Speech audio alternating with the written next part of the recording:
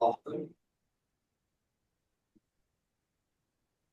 And then Anna Austin. So we're going to try this out, and we ask for your patience. We ask that you just give us time to get our system worked out. You know, this first time there's going to be some bumps in the road, probably, and we're going to get used to it and figure out the system between the interpreters. But pretty soon it'll move like clockwork and be great. If you are deaf and on the council or in the audience, you can stay seated whenever you're have a comment or give a report. You don't have to come up to the front because we're going to have the deaf interpreters stay up here. They will be viewing your message. They will be putting it into their sign language example as well. Not that you don't have sign language as well, but just they're going to put it into their way, and then the voice interpreters will be going off of what the deaf interpreters output. If you are hearing, you will also just stay where you're at, and the interpreters will feed your message to the deaf interpreters to put out for everyone to see.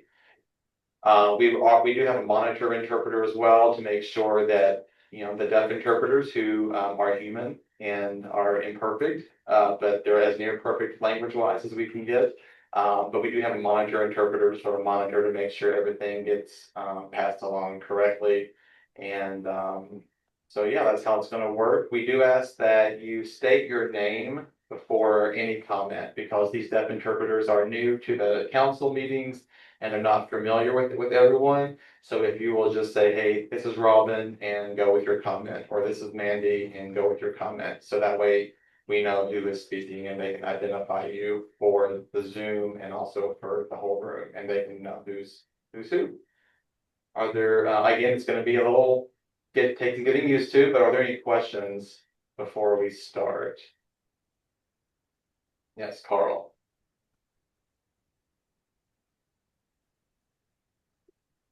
So Carl's asking, are people who are watching on Zoom going to be able to see the room? No, no. So I believe Lisa's recording Zoom and is recording on Zoom, and she will post this at later. But what we'll be seeing will be just the interpreters. So again, everyone can just stay seated. Hearing, deaf, whoever you are, just stay seated, and we'll get your message across through the interpreting team. I know that there's a presentation during the new business section, and that the deaf interpreters won't be working during that part. We'll just have the typical setup for interpreting during that. But other than that, we're gonna have deaf interpreters, and we're excited. Yes, John.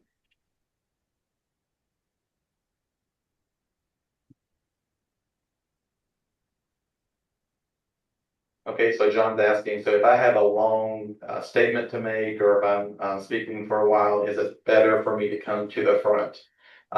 No, just stay seated, and the deaf interpreters, if they need you to slow down or pause or stop, then they'll just give you like the hold sign, or what do you tend to do, hold?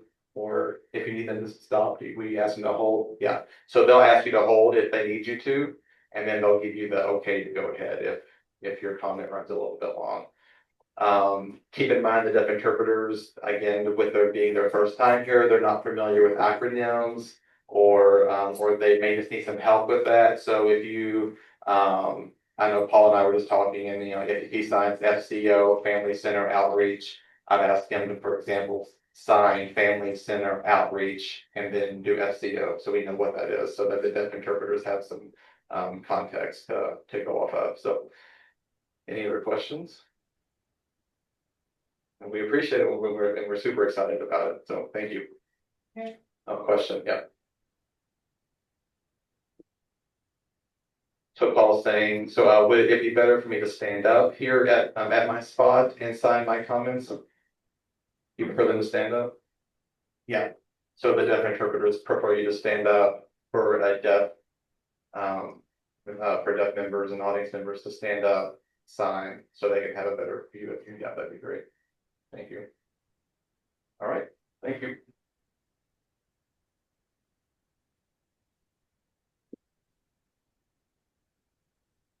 Thank you for your patience with the technology and everything. And so, my name is Marina. This is my sign name. Okay. So next, Lisa, would you go ahead and call the roll?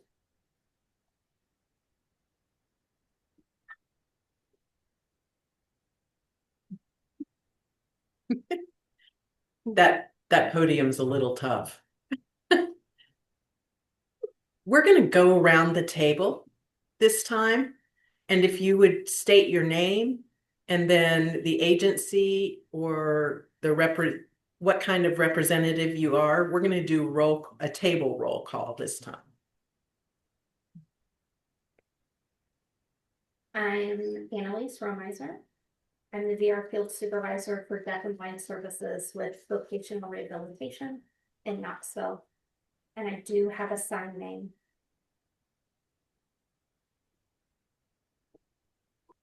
Good morning, I'm Andrea Levy, representation of Department of Human Services. Good morning, my name is Monique Brazelton, and I am a representative from the Tennessee Public Utility Commission.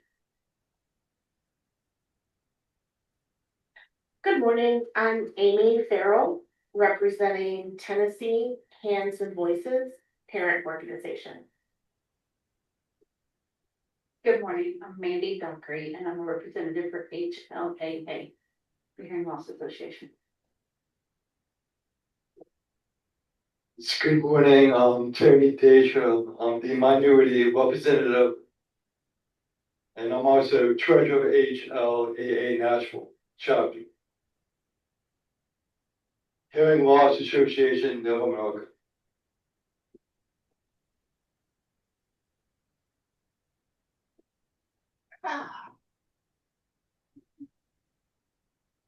I'm John Johnson, and I'm the representative for the deaf blind of the state across the state of Tennessee.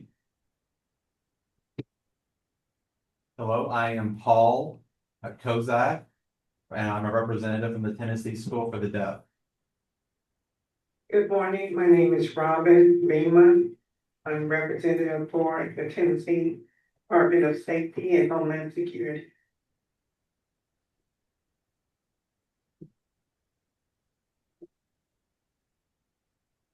Good morning, I'm Carl Gerard. I'm a representative for the area of Chattanooga. So I'm a representative of the deaf community in that area. I'm Jennifer Dean with the Tennessee Association of the Deaf.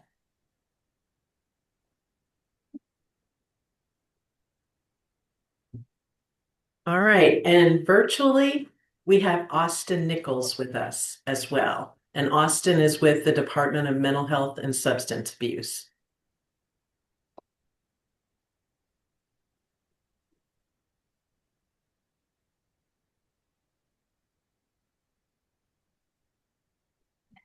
Do they have the full page of captions showing?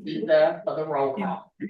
Question mark. Next, Oh, we will have an approval of the agenda. Just one moment, there seems to be a technical issue with that.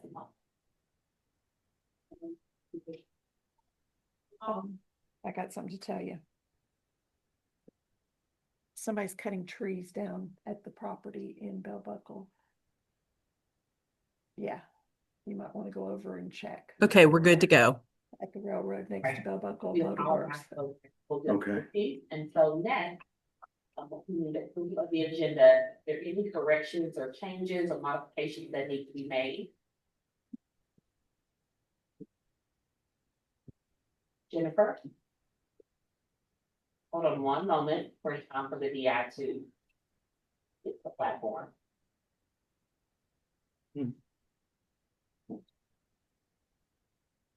Hello, this is Jen speaking. Wanted to let you all know, that email, I noticed the email is wrong. I want to make sure that it's, corrected. In the minutes, the email needs to be changed. or Tom D'Angelo?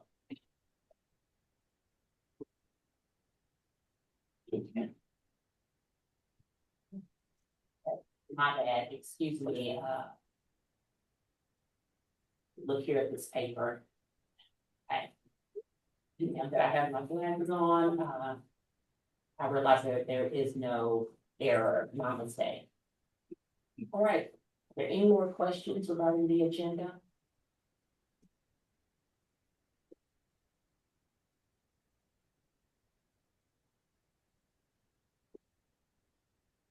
Okay, then I'm assuming you go ahead and vote after, no, okay. So if there are no additional corrections, then we will consider the agenda approved. Next, we have the minutes. Any corrections on the minutes? Yeah. I do think we can correction on the minutes. Okay. So now back to what Jennifer was saying, the correction is actually about the minutes and not the agenda. The email address for Tom has been documented incorrectly. It is missing the G in his last name. And so that is in the minutes, that's where we're introducing Tom's email, and that does need to be correct.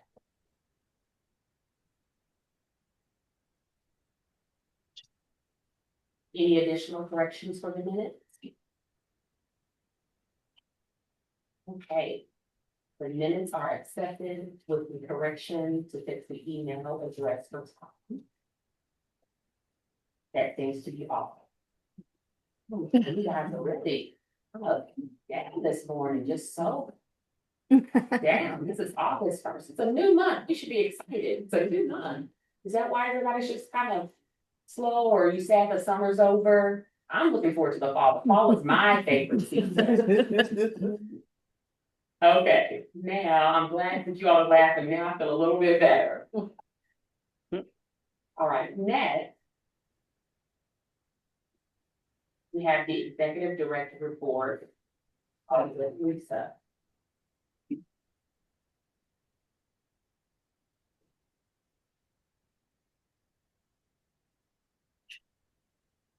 Hello, everyone, and welcome.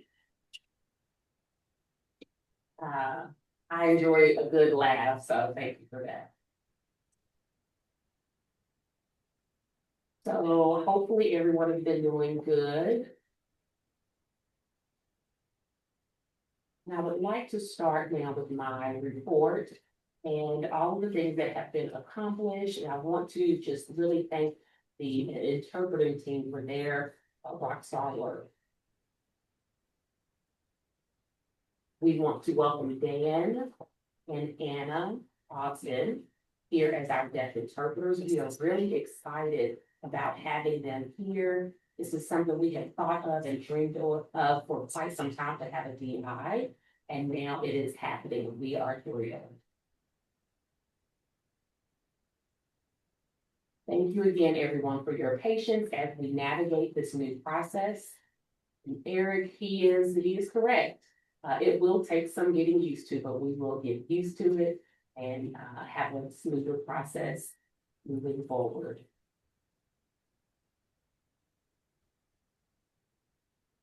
I would also like to take a moment to welcome some special visitors that we have with us here today. Over there in the back,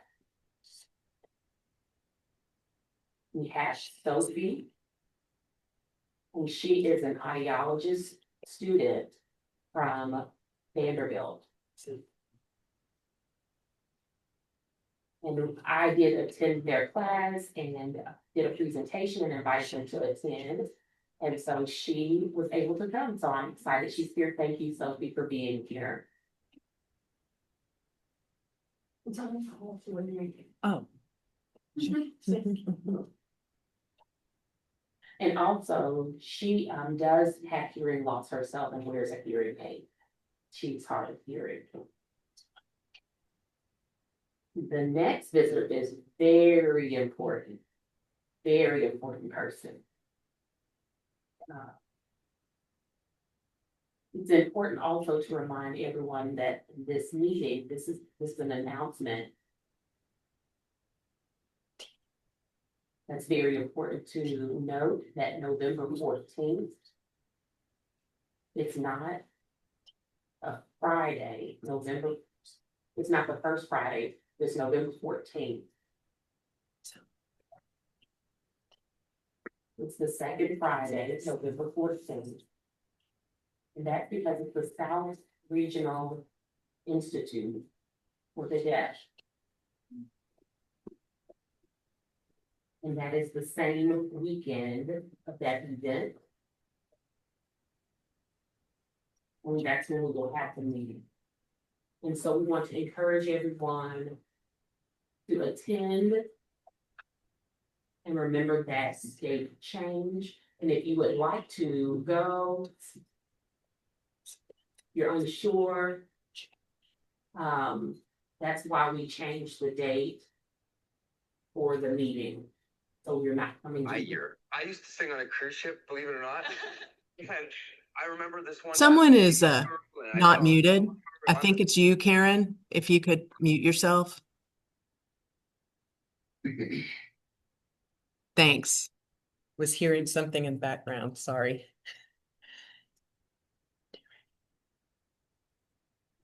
So the November meeting, again, we will vote also for new officers during that meeting, a new vice chair. So begin thinking if you want to serve in any of the vacant positions or in that position. In November, we want you all to be excited and ready to participate and ready to have a change in leadership. So go ahead and come with your thinking caps on and having thought through that already. Finally, you all know that each center has their annual report and their grant goals for each year. And everything looks really good. We are excited about what's to come, and you all are doing an amazing job. So thank you, everyone, all of the deaf centers and the directors that are here with us today. Some are here. Thank you all for your help. And thank you for getting this all set up for everyone to view this. So again, I just want to be mindful to thank each one of you for all the work and effort you're accomplishing and putting in this year. Are the captions shown on the screen to the left, question mark? Yes, yes, they are. Thank you, Lisa, for that report. Next, the Department of Human Services. Annalise.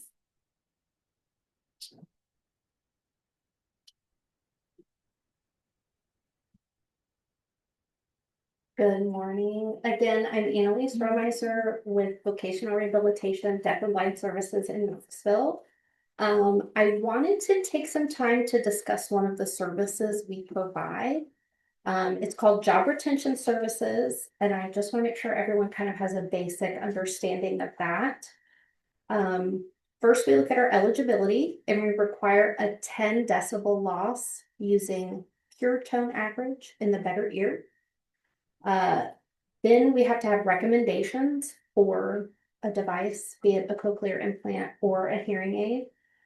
And you have to have a job before you come to VR. So this is specific for helping someone maintain their job as opposed to finding a job, which is what vocational rehabilitation typically is. Ooh, I lost my notes. Sorry. Okay. So then during your intake application, the VR counselor will discuss limitations and find out kind of what barriers they're facing in their employment and find a job posting for a similar job. Just we have to have proof that it's a real job in the community, not just kind of something you're doing on the side. And then we request a pay stub or some kind of proof of employment.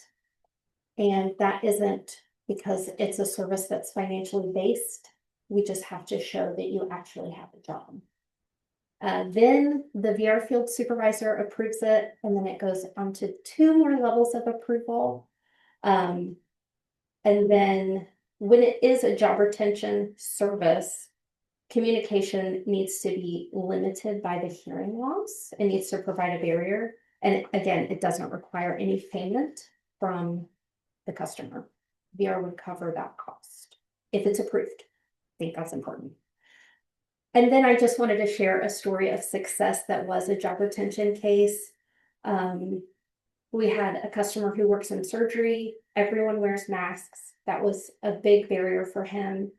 He was having difficulty understanding instructions from surgeons, nurses, and techs. And as you all can understand, in surgery, communication is very important. He had all the skills to do the job, but he just couldn't do the communication. So he heard about VR, and we were able to provide him hearing aids at no cost to him. And we got a note from his supervisor that he gave permission for her to talk to us. And she just said it really changed his life. He was able to keep up with all the tasks, all the duties, and he wouldn't have been able to keep that job if we hadn't been able to provide that. So I did leave some flyers on the table. Feel free to share them. I also have more because I did not put any on the chairs because I didn't know who all was going to be here. But I have those. I encourage you to share that information, post that information. I also have some business cards if you had any direct questions that I'm happy to provide for you. That's it.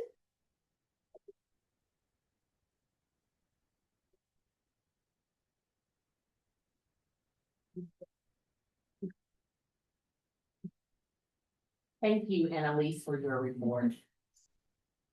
Next, any unfinished business that we need to address?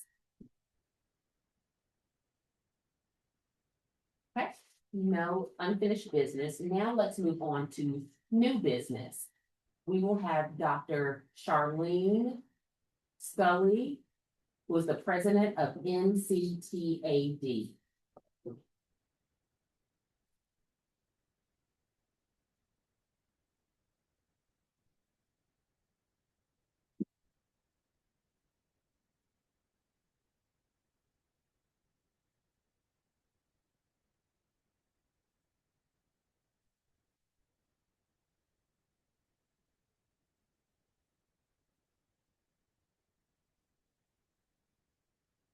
Hello.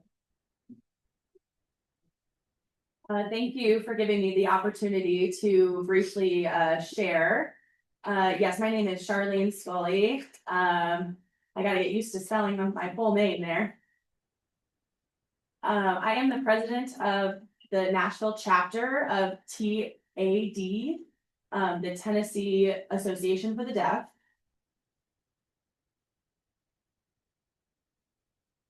And I just took on the chair for this next meeting. The conference is going to be in Wilson, at the Wilson County Fairgrounds. And that's gonna be in August. And our theme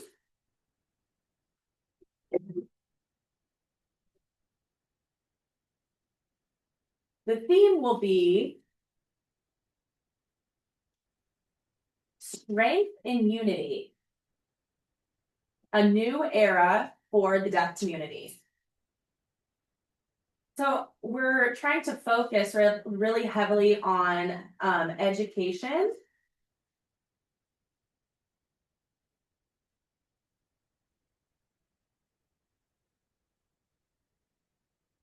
We're focusing on the education crisis. Marla she works for NAD in the education department. She's a consultant. She actually works mostly in California, but she is one of the founders of Lead Pay. So she will be coming to the conference. And trying to think of who else. We will have two workshops of panels. One will be deaf business owners. And they will just give a brief idea of how they run their business and things like that. And then the second panel will be Lead K and deaf educators. So, and then at night, Saturday night, we will have a performance called Deaf Infinity.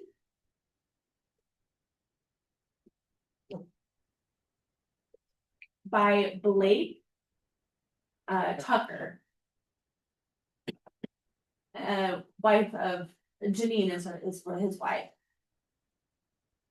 So it's just Friday night, Saturday all day. Again, we'll have a booth there. We'll have an art booth selling different things. 4 meals will be provided. And it's all of those meals are included in your registration cost. We are going to send out some letters for sponsors. And we want some of our sponsors to come and present at the conference. We also have several levels for sponsorship. The second level is $750. The silver level, I think, is $500. We have a bronze level, it's $250. And we have the friends level, which means you just provide meals or food. And the first level is the diamond level, and that is a 1,000 level. So I wanted to ask the TCDDBHH. Had to get that right. I'm still learning. So I wanted to ask for your support for the conference. That's why I'm here today. Every cent helps us be successful. And for, we are hoping to see with how the world is going right now in politics, we need as much help in legal advocacy and support as we can get. So that is why I'm here, and I believe that's all. Did I complete my 5 minutes? That's all I had, I believe. Okay. Thank you. I have to stay for another presentation. Okay, do we have the laptop?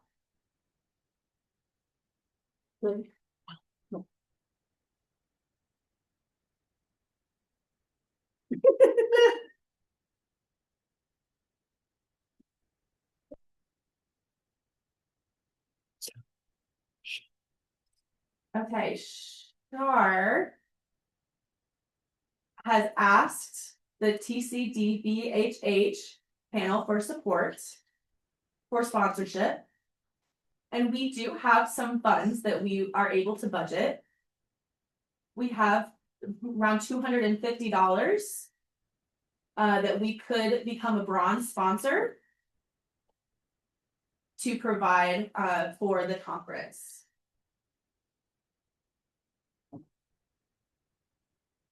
I'm gonna get opinions and a vote. Oh, sorry, hold on just 1 minute. Yes, I recommend that we donate for that, if that's, I propose, yes.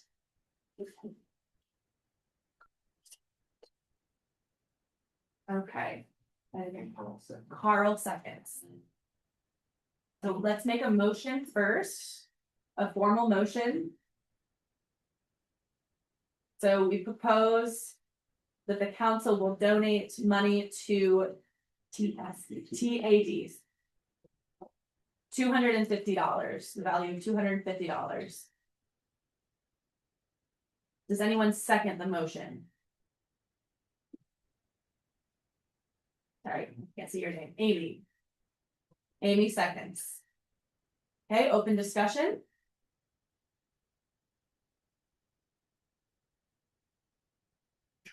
John has a comment. 1 moment, John. I think it's a good. I think that this is a good cause, and I am in full support of this motion. And Jen agrees. I agree. Yes, I'm in full support, definitely.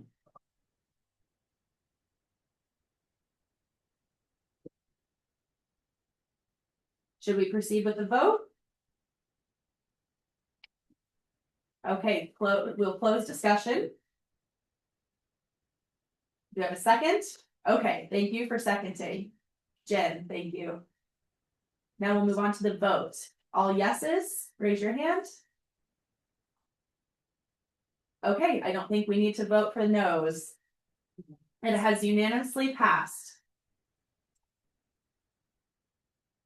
I will take it back to Dr. Shar for her next presentation.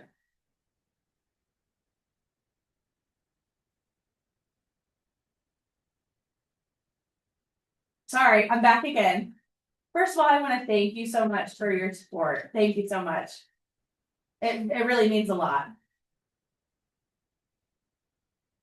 I feel like I'm a little bit broken, like half broken today.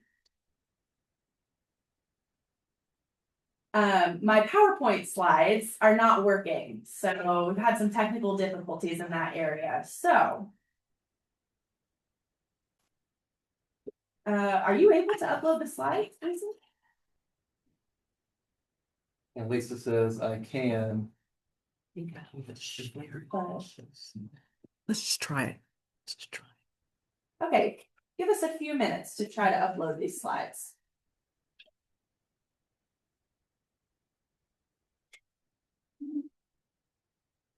Mimi, I'm going to try to share my screen, Got it.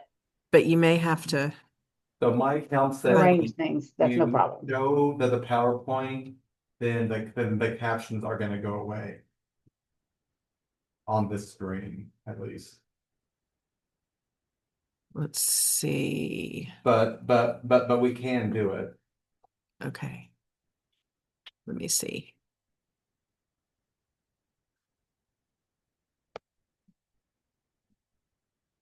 Mike said that he can do it.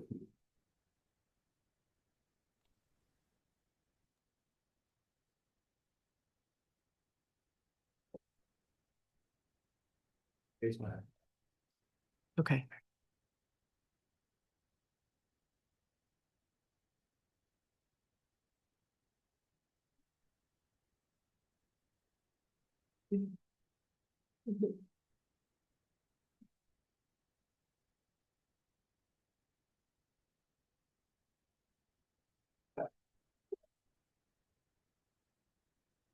Take a 5-minute break while we figure out the computer issue.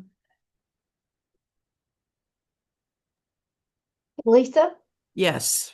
I'm concerned because if we share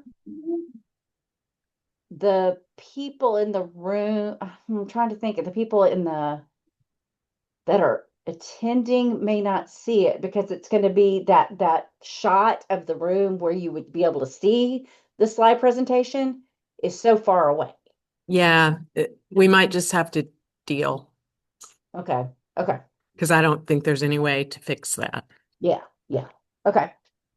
without taking away all the captions. Yeah. No fun.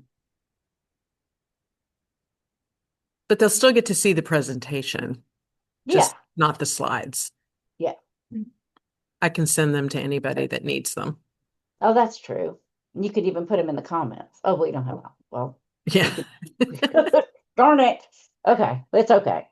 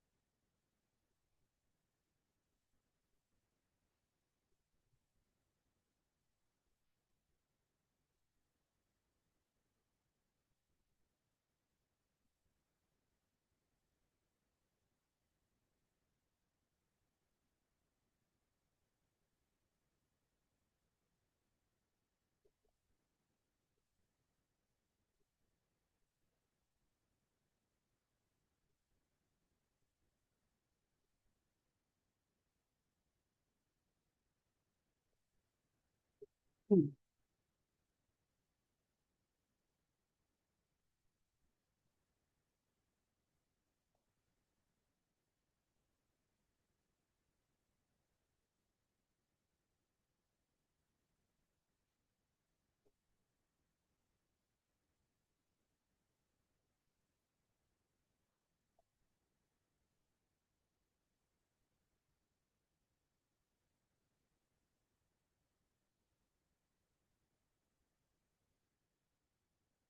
Desiree, Yes, ma'am. I am so sorry to bother you, but I am stuck with this, trying to help with this, meeting. And I know Joe is in here and I have to switch out cameras. And, I know he's gonna ask for help and I can't be two places at Mimi, once. you might want to mute. Oh, sorry. Sorry.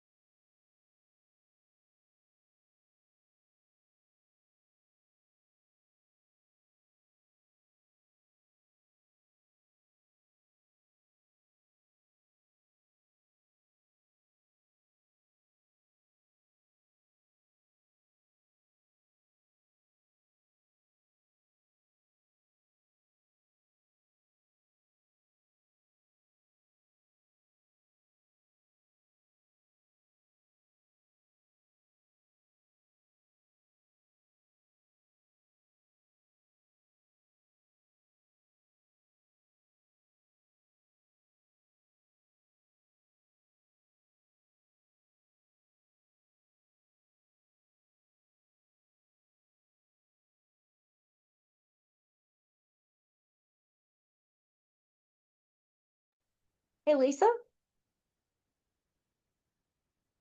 Lisa? Oh,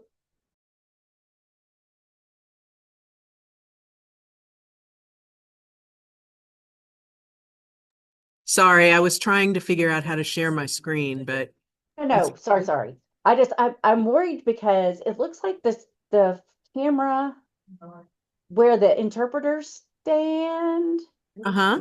I have lost that. I can still see it. Can And we you? can still see it here. Yeah. Oh, good. Okay. I don't know why I can't, but I can't. But Yeah. that's okay. As long as you can, that's all that matters. Yep. We're still Okay. seeing it. Cool. Okay. It might have been when I was trying to share my screen. Oh, okay. Okay. Just as long as y'all are okay, just let me know. Okay.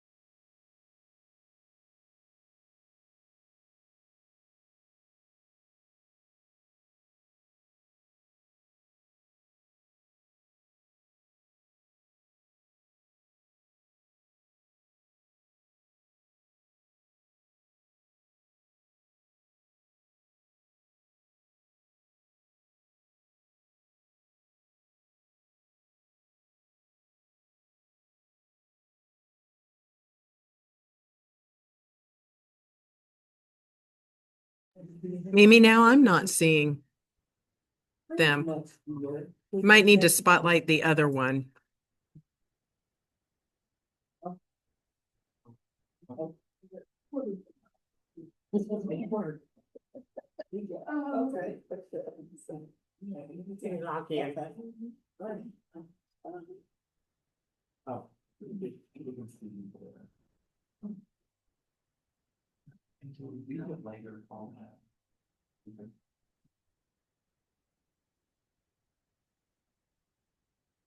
Oh, can somebody take the name tent off the, yeah, there we go. Thank you.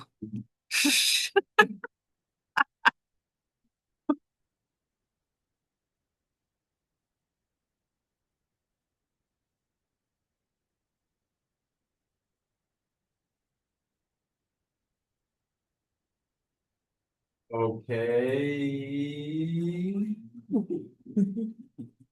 All right, thank you everyone for your patience while we took care of our tech issues. I know I said 5 minutes, we went a little bit over that, but here we go, it's time now. So I want to turn it back over to Dr. Shar for their presentation.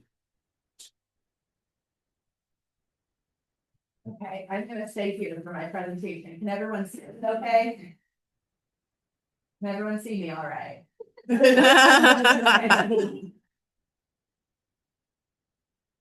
Okay, thank you. Thank you for your patience. We really appreciate that.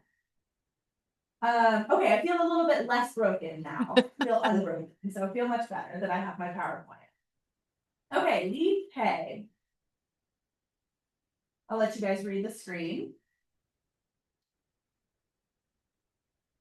Language equality and acquisition for deaf kids.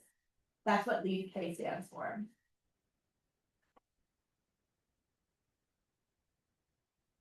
There are many roadblocks for deaf children.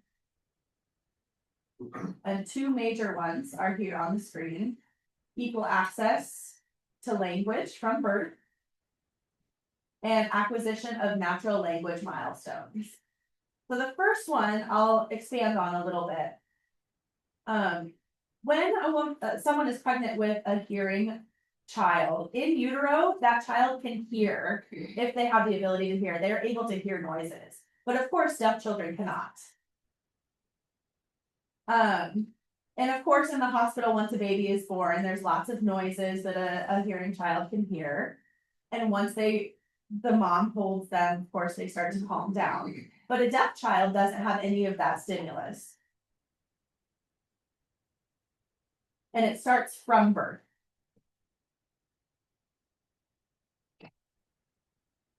We all have ability for natural language.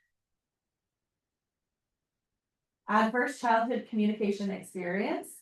There is a test called ACE. They added another C, ACCE, to help with communication and to monitor language deprivation. So language deprivation in 0 to 5. And many parents try to figure out the best approach for their child who is 0 to 3, 4, 5 age. About 3 years old is school age, but many deaf children are unsuccessful.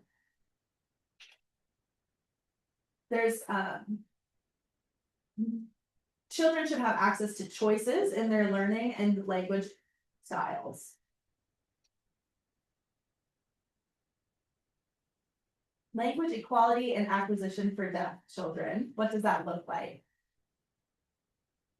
We want a statewide system to evaluate, monitor, and collect data for each deaf child. We want evaluations to be used and designed for deaf children. There are many evaluations already in use, but we want a new evaluation specifically for deaf children. Employ professionals who are trained and experienced and know how to do that specific type of work.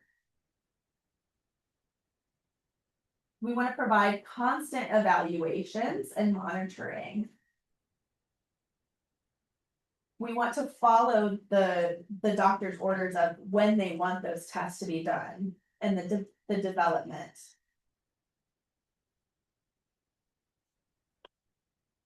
And we want these tests and evaluations to be done in ASL and English.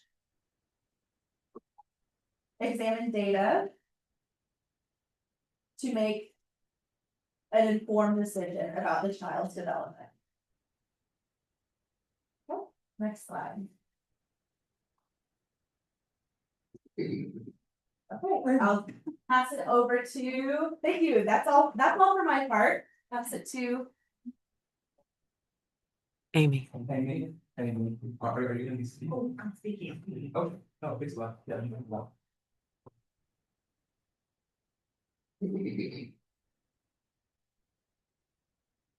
You need a mic? No. Okay, no, all right, we're good. Yeah. Hi guys, my name's Amy Farrell. I am a parent of a deaf child. I'm a parent to a hearing child as well. I have 2 kids. So thanks for having me here today. I want to talk about what VK can do. Selfishly as a parent, being educated and understanding where your child is in their language development. I think we all know how critical language development is in education. It's really the key to education. And if they get behind in language, you're setting them behind for education, then you're setting them behind for life. So what VK can do is give and inform parents of where their child is in language development, track it on a regular basis, so that then you can catch delays quickly, address and put a plan in place. You're not waiting until we hit school and realizing that, oh my gosh, my child doesn't have language. At that point in time, it's too late. And it's not fair to the families, it's not fair to the children. So no matter what language pathways the parents choose, if it's English only, if it's ASL only, if it's bilingual, and they're focusing on both, what will be put in place is an evaluation and tracking program for each language specific to deaf children, specific to the areas that deaf children are at risk the most, so that they've got that education, they've got a plan in place, and they can see and track that development over time. From a family's perspective, then when you hit your IEP, which is everyone's favorite part of education, you have years worth of data to show your child's tracking and progress. You are now informed. You are now an equal representative at the child's table.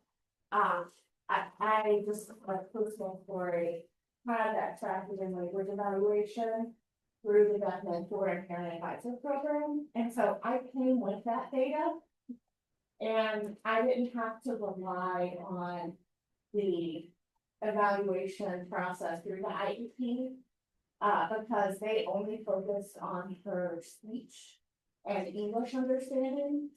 But my child has this whole other language where she's ahead of the game, and I was able to show and prove that. And it just really made it a powerful IEP.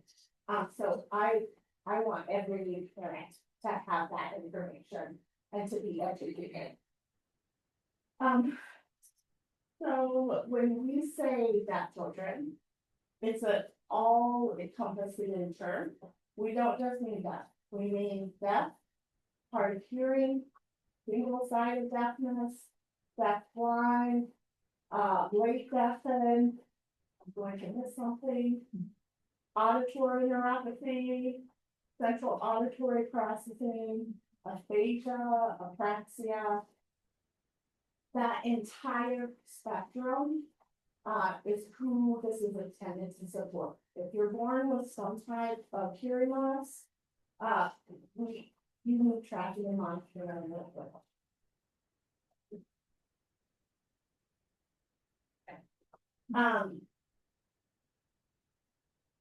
All right, let's talk about our space. VK is not a Tennessee only initiative. We'll go into detail in just a minute on where in the US VK is already established, which states are working towards VK, and now we'll talk about Tennessee. Tennessee current state does not have a VK system in place to evaluate, track, and monitor language. We don't know within the state of Tennessee the language development of deaf children.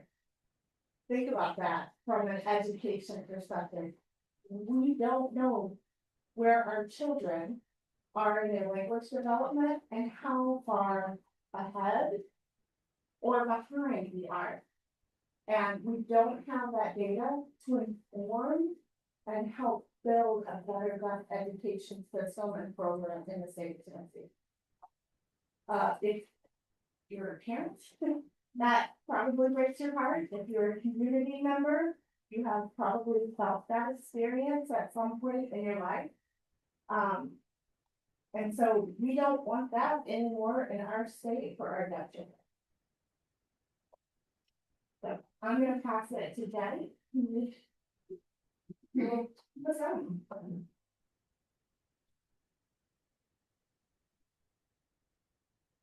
Hello. Yes, my name is Jenny. This is my niece here.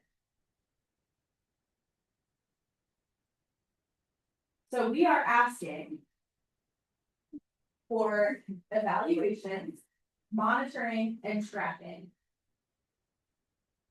And also to identify and respond to milestones. And milestones, of course, in language or development of deaf children.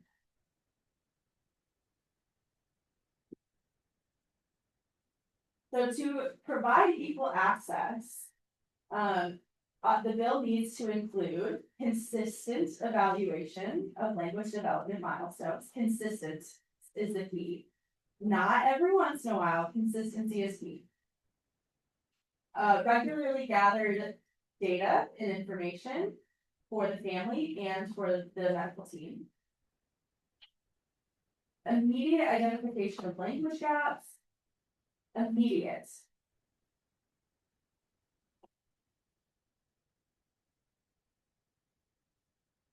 We want to diagnose and use prescriptive instruction.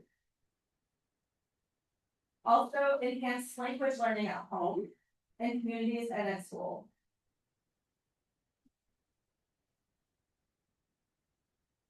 As you can see, the blue states are the states that have already had a bill for leave pay.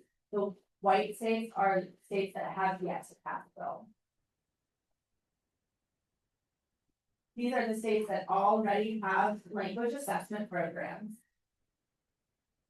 You count, do you know how many total? 19. I thought so. I saw you counting over there. These are states that are actively working towards legislation. So Massachusetts, Nebraska, Oklahoma.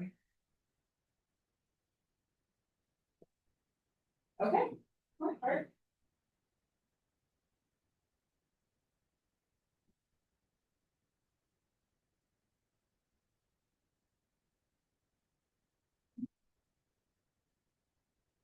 Hello. Can everyone see me okay? My name is Tracy. I live here in Nashville. I know that we have done the introduction, but with technology, all the technology problems and all of that. So I wanted to go back and introduce that here in the state of Tennessee, really across the state, there are 14 people that have these t-shirts that we are all volunteers for leave pay. We are not getting paid for our roles in leave pay. We have a third of our team is deaf. A third of our team is made up of families. And another third of our team is professionals. And we all are working together and collaborating with one another. No one is getting left behind. We are all working together. And we know that the legislators require that information to be standardized. We don't want different parts of our groups to talk about different things. We want to be all on the same page. So I just wanted to introduce that idea. And now I'm gonna switch and use my voice. What is the justification for the leave pay? I'm going to read this because the content, the words on this slide are very hard to read. So I'm going to read them to you. Please let me know if you slow down. So we all generally know that 90 to 95% of all deaf children are born to hearing families. Most hearing families have never met a deaf person. So they are totally lost. They are trying to understand what's happening. Hearing families are often not presented with balanced information about their child's linguistic and cultural rights, their heritage. Deaf children do not develop, or so far in the research, most deaf children of hearing families do not achieve the type of language milestones that their peers have. I did add this spoken language. So the trend has been, when you find the baby, you identify the baby, you put amplification on, you start talking. So those kids are missing 2, 3, 4 years. We all understand that hearing technology is a tool. It's not a panacea. Does not solve or remove the ability to hear. It does not remove deafness. Even with hearing aids, cochlear implants, BAHA, other technology, the information is often not sufficient to learn language via the auditory channel.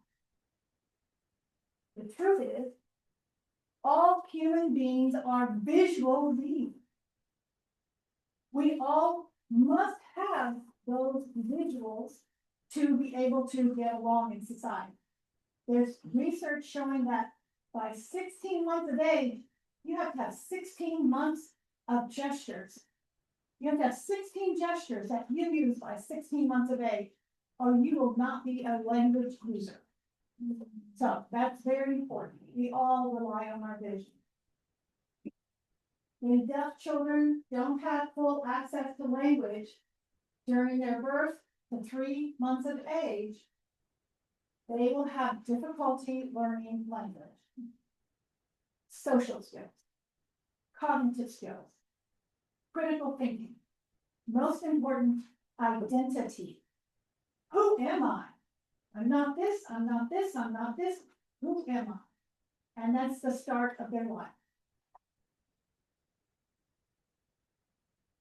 So language deprivation is a neurodevelopmental disorder. That's from this research.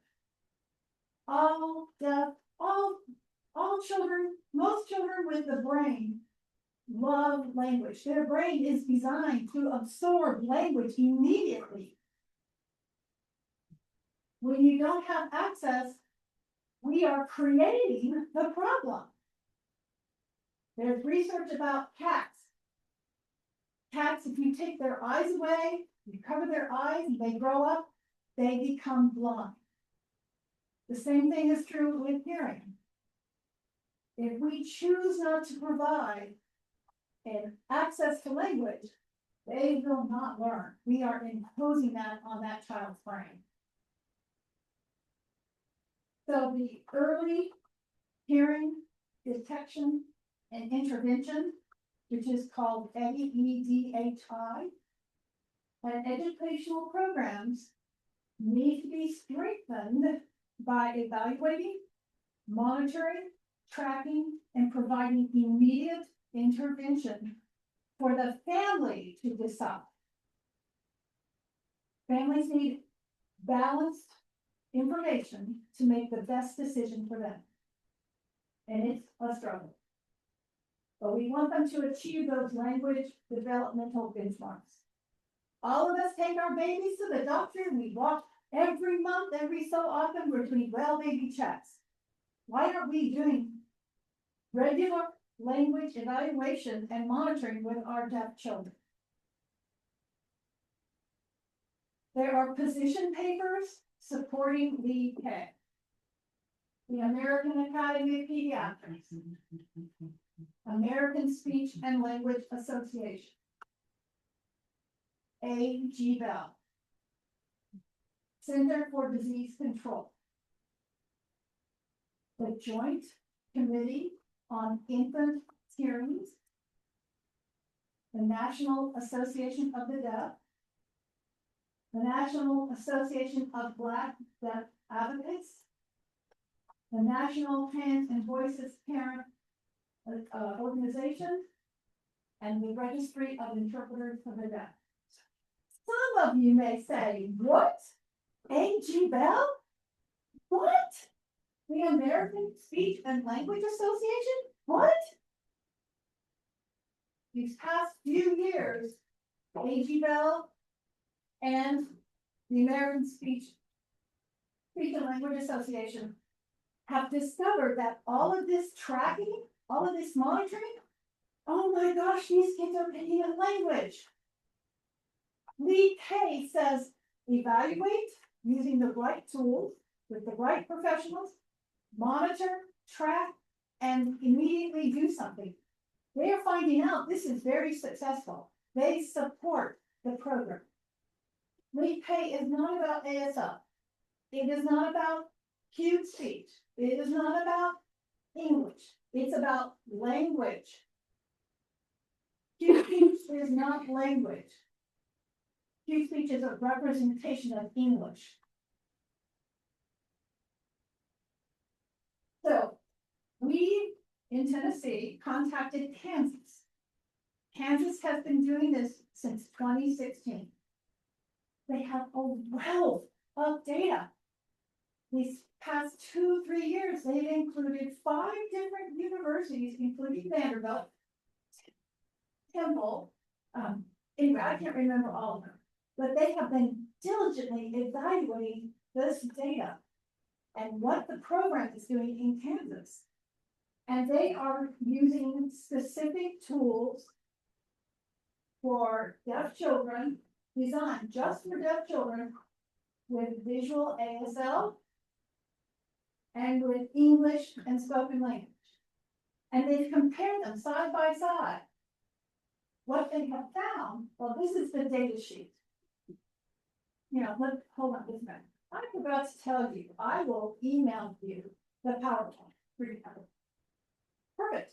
And I will also email you all of our handouts and supporting documents. So I will send that to Lisa, and Lisa will then send it to you. It's hard to see out there. Okay, so this is.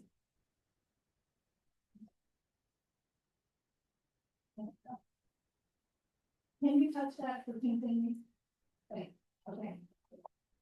I want to just pass it over. Okay, so I'm going to turn this back over to Shaw, but I want you to know that we very much want to support Tennessee adding this system to their Part C, which is the law IDEA. And we want very much to have Part C is for babies to add this, so it's strict. But we feel that children don't stop acquiring language at 3 or 4 or 5. We want it to go all the way to 3rd grade. Why? In 3rd grade, all children in the United States must reach 3rd grade reading proficiency at age 10. Kansas goes to age 10. Their results are phenomenal. It's very exciting. So we want it to go further because children who are deaf or hard of hearing need to have monitoring and evaluation to address their needs.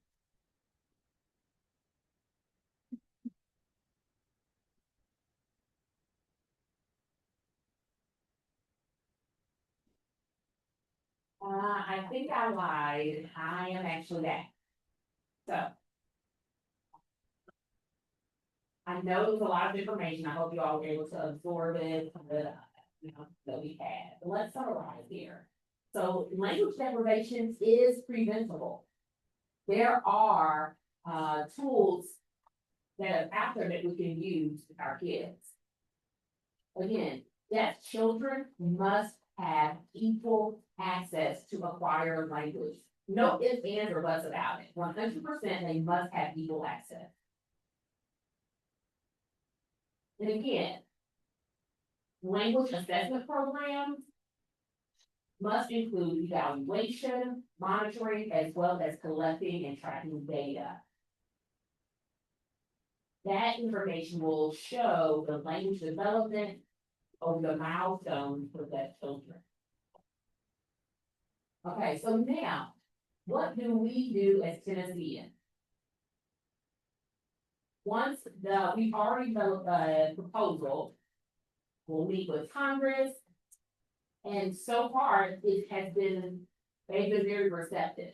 Now, I can't open up their hearts and see what's really happening in there, but visually, they look interested in the conversation.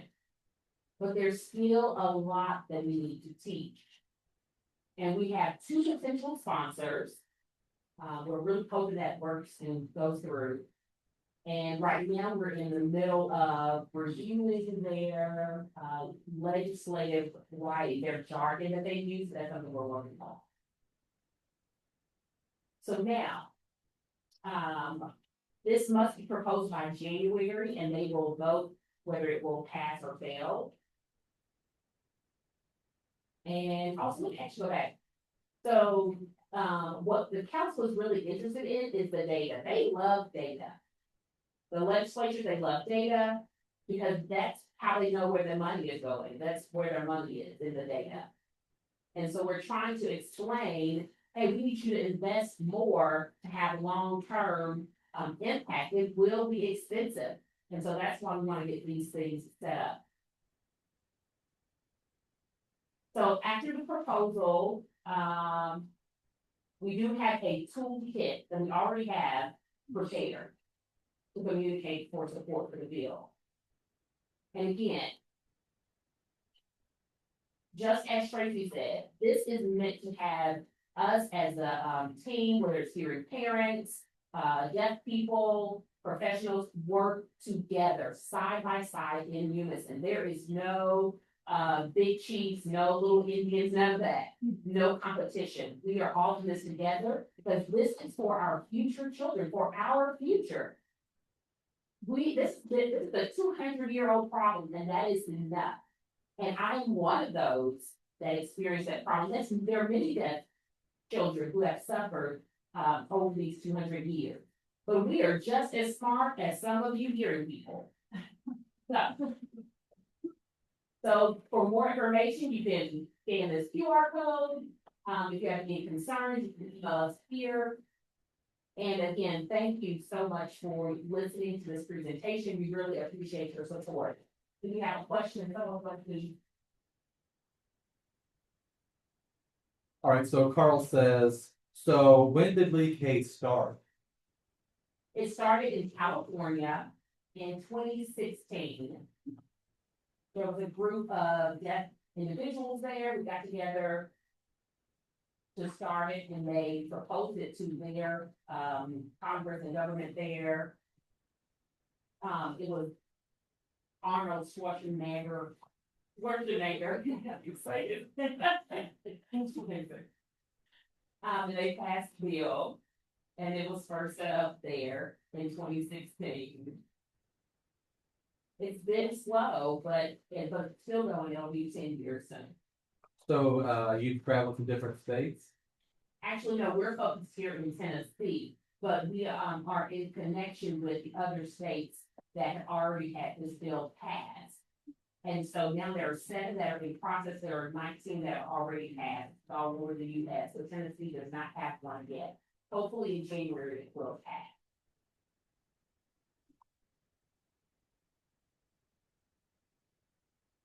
So there's actually 23 states that have laws, that have laws. there, yeah, 23 states, yeah. So 23 states have enacted the law. Okay, Johnson has a question. I'm sure you're familiar with Sharon Bryant. I know she's had a difficult time getting, galvanized. I know she's very passionate about it. But have you been in touch with Sharon Bryant and Briella Diaz? There's other contacts out there that would be interested in this cause, and maybe I would recommend having that discussion with Sharon Bryant. And I commend you for your volunteerism and all the work that you're doing. I think it's great. I know you'll be successful, and I'm fully endorsing this program myself. It's I know change is slow, and getting into mainstream schools, I don't know, like the mainstream system's not great. Yeah, but maybe get into, daycares has been very limited access in that regard, so, they're behind. And that's hurting our progress.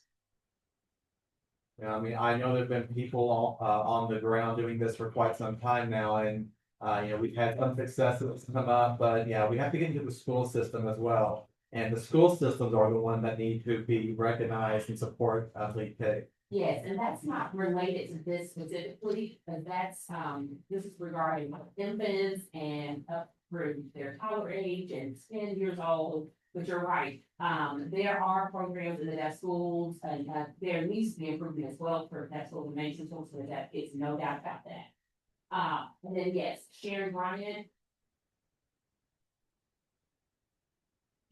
Okay, hold on a second. There's different conversations going on here. Yeah, so Sharon Bryant is still involved and part of the UK. The legislators have been receptive in passing the bill in Tennessee. Do you think getting a movie star will help pass the bill? Yeah, good. So, Niall DeMarco, you know who that is? You know him? That actor? Well, anyway, Niall, he is famous, and his foundation actually supports the phenomenal.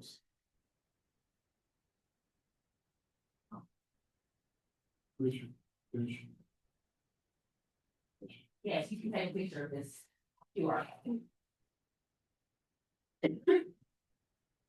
Again, if you have additional questions, you can email us here at tn.lead.k@gmail. Thank you. Thank you for your presentation. Thank you.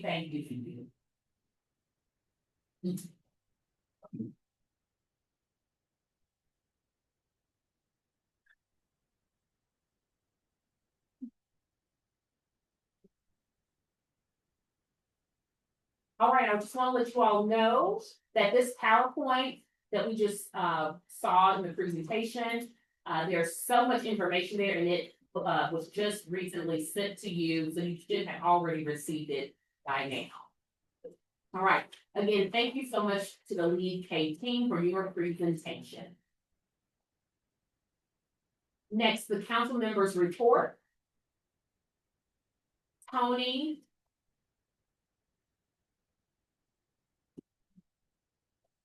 Deco with the minority representative. Need a microphone. It's on space.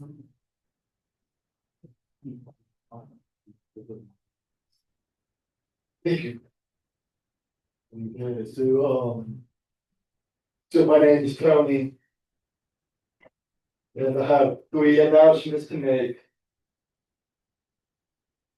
The first announcement is we have the Nashville walk-for hearing. It will be on November 8th from 9 a.m. to 3 p.m. And, the location will be at Centennial Park. You guys know where Centennial Park is. Okay. And, it will be one of those pavilion, but I think it's near the band stage. So, that's where it'll be. And, the work schedule would be like, at 9 a.m., the registration start, you sign up, do whatever you want, put your name in, donate whatever you want. And then, 10:30 a.m., we have stage presentation. They'll talk about the walk behind, so on and so forth. And then, at 10:45 a.m., the walk starts, and it'll be about 3.1 miles. You guys don't have to do 3.1 miles. Chicago, after 1 mile, it's fine, you just go by, it's not about okay. So do whatever you want. Okay. Okay, and, that's the first announcement. And now the second announcement, the Nashville Walk for Hearing, we will have, a speaker. The speaker's name is Carolyn Wolf. And, she was here at the last meeting, but she will talk about her experience at the at the HLAA convention that was held in June, 11-14. If you're not interested in coming by, it will be on Saturday, August 9th. That will be next Saturday. It will be from noon to 4 p.m. So listen to a presentation that will start at 1:30. The food will be at 12 o'clock. So eat first, the presentation. Okay, cool. Okay, that's it. And then, third announcement. We have someone in our group, and he's deaf, he's blind. His name is John Forbes. And, John Forbes has been very, active in his community. I think you guys saw him, and, he brought up something that is a main concern about SSP providers. And SSP stands for Support Service Providers. And, he had a question, but he wasn't sure who to talk to. He had a question, well, he went to ask about why there's lack of funding with SSP providers. And, I don't know, I can ask the council, if you guys want to help out with that, you can talk to me about it, but he doesn't know which legislator to talk to. So if you guys have anything about it, talk to me, and I can help John out. Okay, that's it. I'm done. Cool. Thank you. Thank you.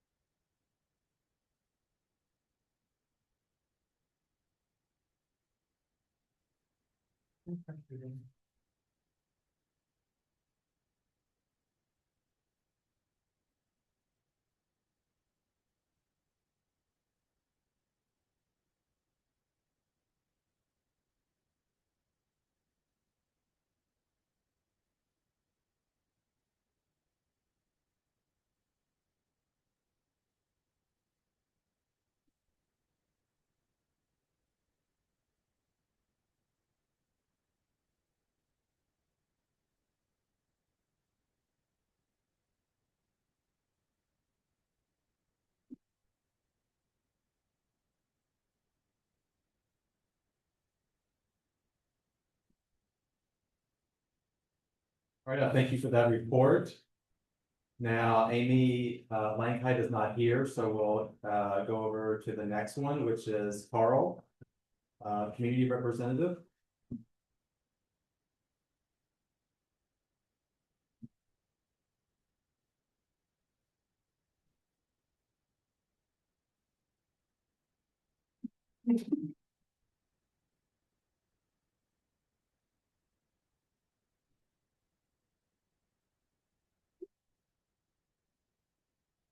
All right, I'm Carl.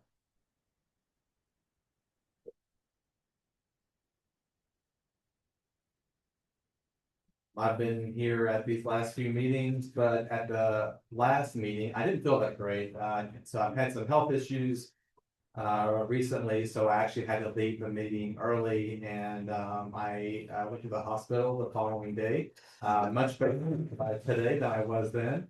So some of you have asked me if I was doing okay, and just wanted to report that I am doing better and doing well. So now I wanted to talk about what's going on in the Chattanooga area and what I've been doing specifically as well. So, and then I'm happy to pass out my report so that everyone has access to it. So HLAA, they had a potluck event. And it was at someone's home, and that was a nice little social. I believe it was a potluck. I'm not sure if they're going to have another one soon, but I think we'll be getting together. The mental health, there's a mental health workshop that will be that happened on May the 22nd.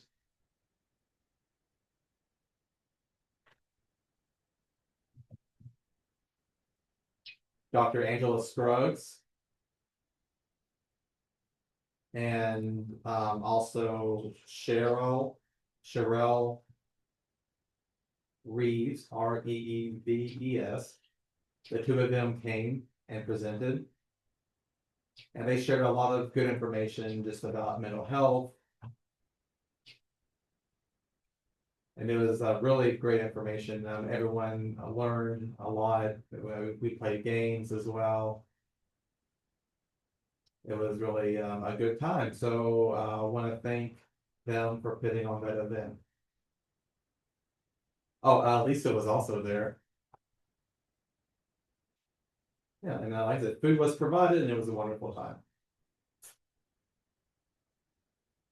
I'm really grateful for Lisa to come.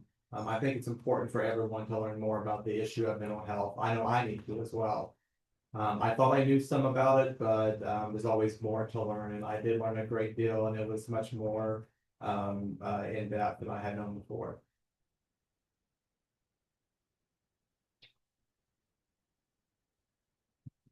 On May the 28th, there was a morning social that took place. Now moving on to the month of June, there weren't any educational events that I am aware of.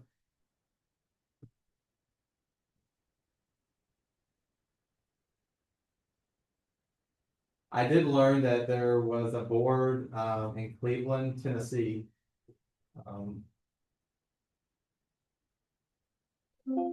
So I did know that they had socials going on there in Cleveland, so I was able to learn more about that. They have about 30 people show up for those meetings.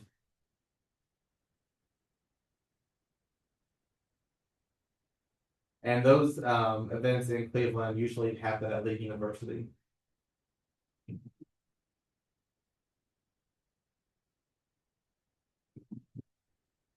Lee University, apparently, I learned they have 4 ASL teachers there, and they offer classes in ASL.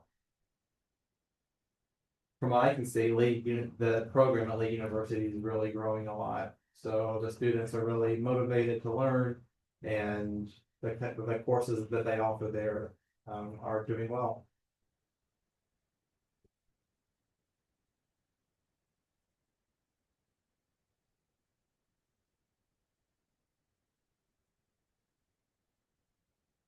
On July the 10th, there was a radiation emergency outreach and education event. I believe 3 people attended. And that was the state of Tennessee program. On July the 17th,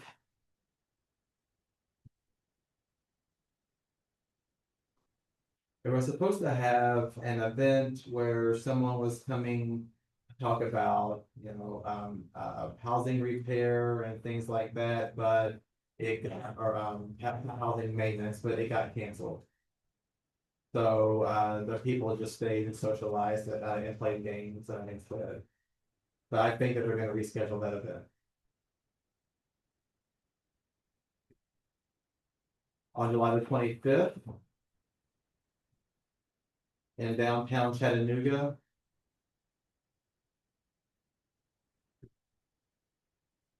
There was an ADA celebration. And PFCA partnership, they had a table at that event for people to come up and ask them questions and learn more about deaf and hard of hearing and deafblind. So it was a really good time. I really enjoyed that. Then the following day, on July 26th, there was another deaf social, and there was a cookout.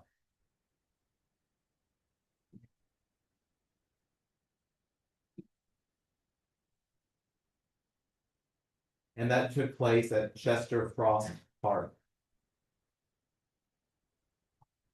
It's a state park there locally. And we had really good attendance for that as well. The weather was absolutely perfect. It wasn't too hot. It was a nice breeze blowing. I mean, it was hot, don't get me wrong, it was hot, but it was tolerable, and it was really great, and everyone there enjoyed it. I do want to thank Partnership also for providing the food for that event. They provided the hot dogs, and then everyone else brought side dishes to share. We have plenty of food to go around. I could eat as much as I wanted to, because my wife had her eyes on me, was making sure I didn't eat too much. All right, let me see, where am I? Okay, on July 30th. There was a morning coffee social, lots of deaf folks attended that. Those have been going on now monthly. And we just talk about different topics and issues, and I really enjoy learning and meeting new people. So I do hope that those will continue. Okay, now looking down the road at future events in August, on the 17th, there's going to be a deaf awareness baseball game. So I'm planning on going to that. I wouldn't miss it.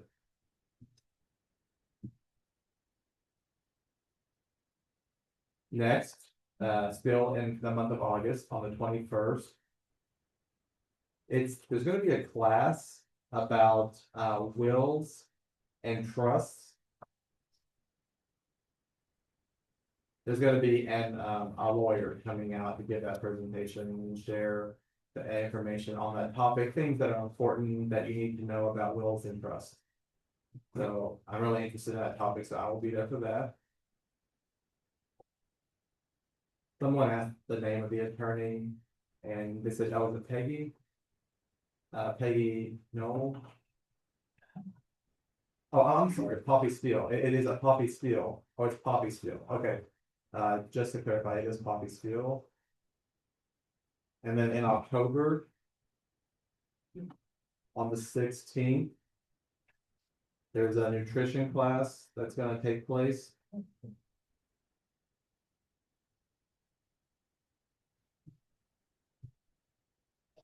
And that's going to be taught by the Hamilton County Health Department.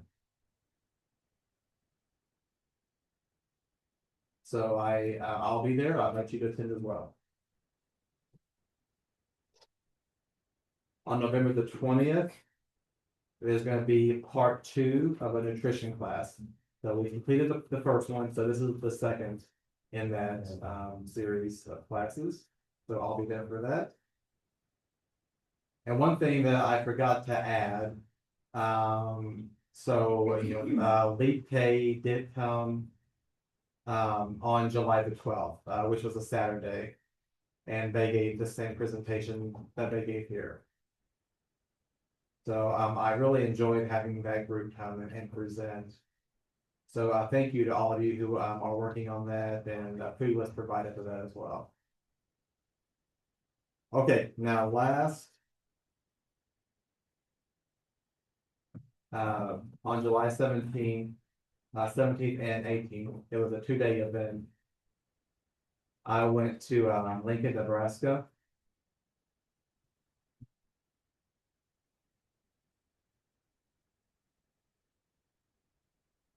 I was asked to go to this conference. So I did. I went and I supported it, and then I was part of the team for that. And it was about hearing blind and deaf blind topics. So worldwide issues in that field. So there was lots of teaching and educating them. So it was a fascinating 2 days. And it was interesting to see how they made books for those who are blind. So there are just many things they had demonstrated there, but really I liked that a lot. And so, yeah, I was invited to go, and I did. I think that is all that I have.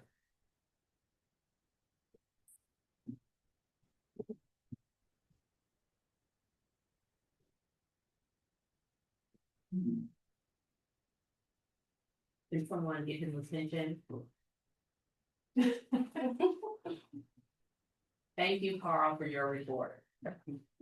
Next, we will have Paul Kozak from TSD, the TSD representative.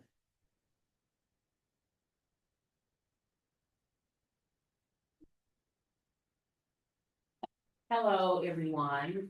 This is Paul, and I'm with the Tennessee School for the Deaf Family Community Engagement Coordinator. And we are really excited to start school on this upcoming Monday. Have 5 schools across 3 campuses. One is in West Tennessee in Jackson, the elementary school here in Nashville, at the Tennessee School for the Blind in the back, the elementary school. And then in Knoxville, we have 3 campuses, elementary, middle, and high school.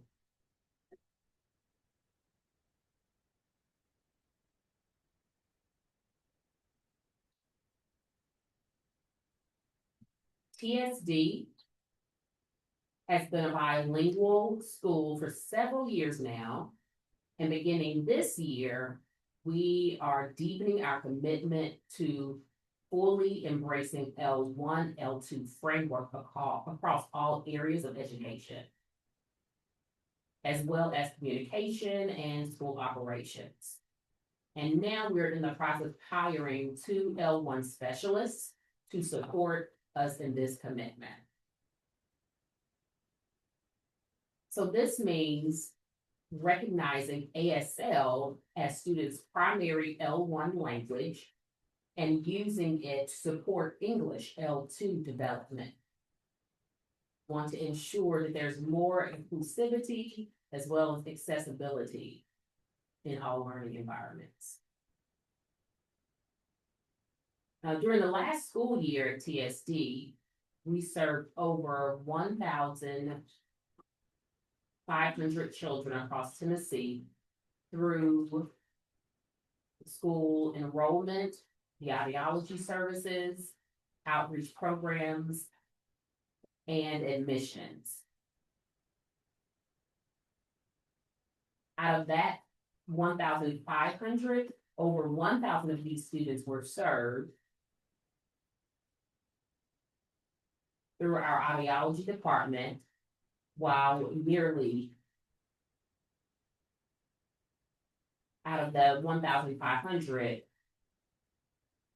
then there's 500 within our outreach efforts, such as FCO, family community outreach, family center outreach, and the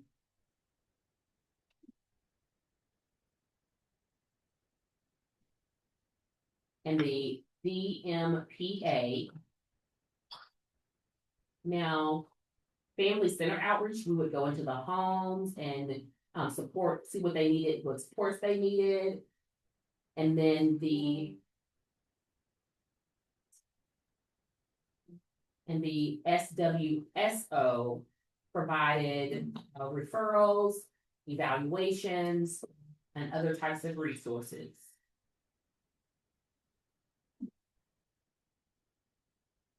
Our outreach extended to over 70 of Tennessee's 95 counties, and we look forward to continuing our work together and to strengthen and support TCDDBHH. Now, we're currently serving 60 families within the DMPA program and services. And they just finished their parent advisor training last weekend. And the next Deaf Mentor training has been confirmed for October 15th through the 17th. And if any of you are interested in reserving your spot, you can contact the email b.diaz@tsdeaf.org. The Deaf Mentor and Parent Advisor Program will soon have their contracts posted on the website.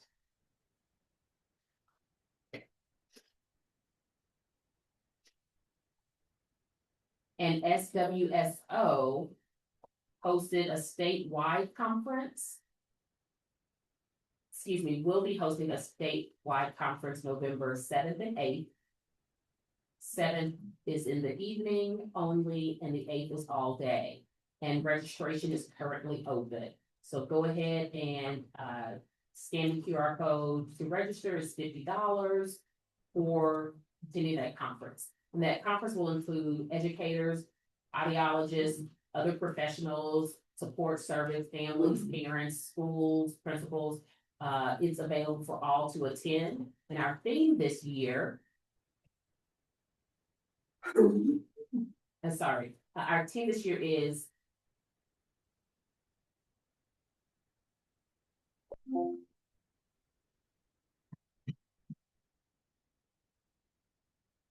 connecting, just a moment, interpreters giving clarification, connecting practices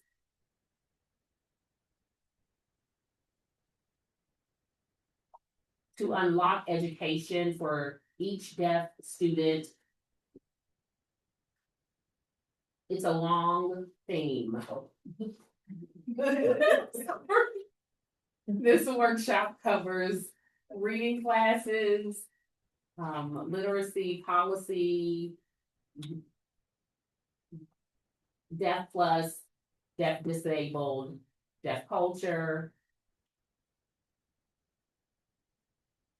and also the IEP process. Several different topics and presenters will be present, and it's at the Blind campus here in Nashville, the Tennessee School for the Blind. If you have any questions, you can contact Michelle. Just a moment. John is asking. Okay, so first you can contact Michelle Myers at tsd.org. Michelle.Myers. Or Judy Ann Pate, you can contact her as well if you have additional questions. And now John has a question for Paul. He's asking, what is DMPA? It's Deaf Mentor and Parent Advisor Program. And Jennifer is asking, when is the conference again? It's a statewide conference. The SWSO is a statewide conference. The L1 and the L1, oh, sorry.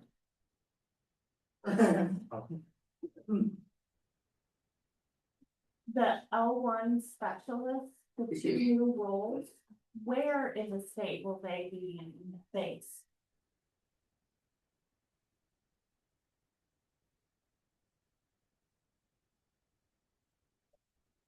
They will be working at the Knoxville campus, but we'll still be working with all three campuses. Any additional questions? Thank you so much. Have a good day.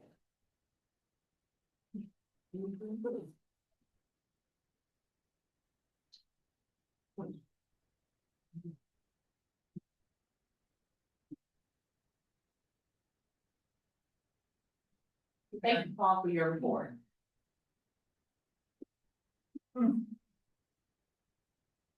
Next, John Johnson as the deaf-blind representative.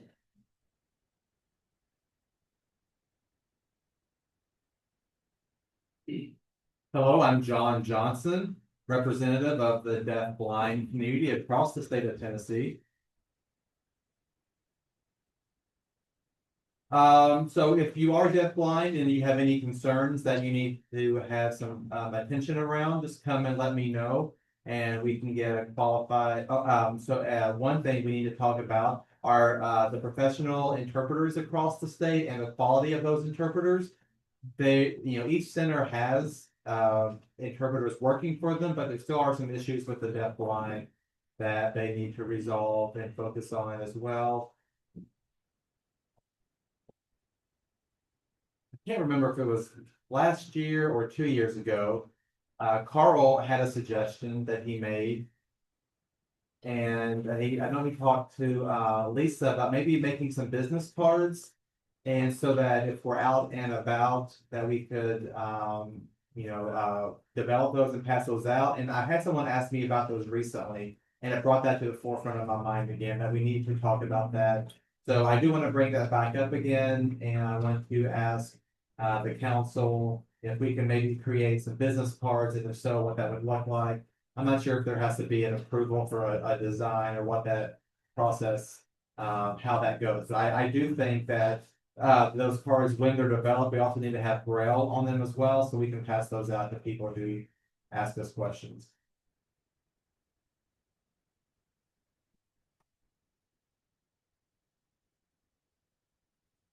So some people come up to me and they ask me where ASL classes are available, and if they are available, if they include tactile interpreting in those programs. I feel like we need to provide some resources out there to programs, and so that way if people are interested in learning tactile interpreting, that they can do that.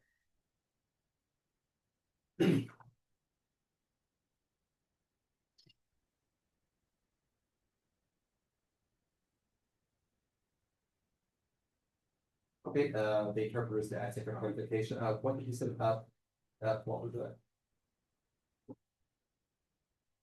Oh, okay. Oh, a follow-up. Gotcha.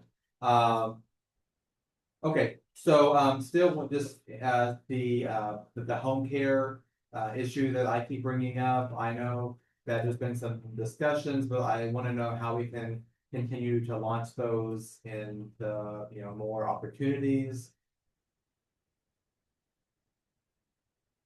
The interpreters getting clarification again.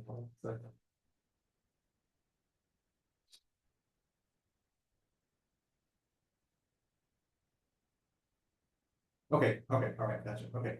So yeah, I think we need to gather some information and present some information about the benefits and how the home care, the program we talked about, how that will benefit consumers. And so, yeah, I mean, we just need more information about that to be out there. So I just would ask for a follow-up on that topic.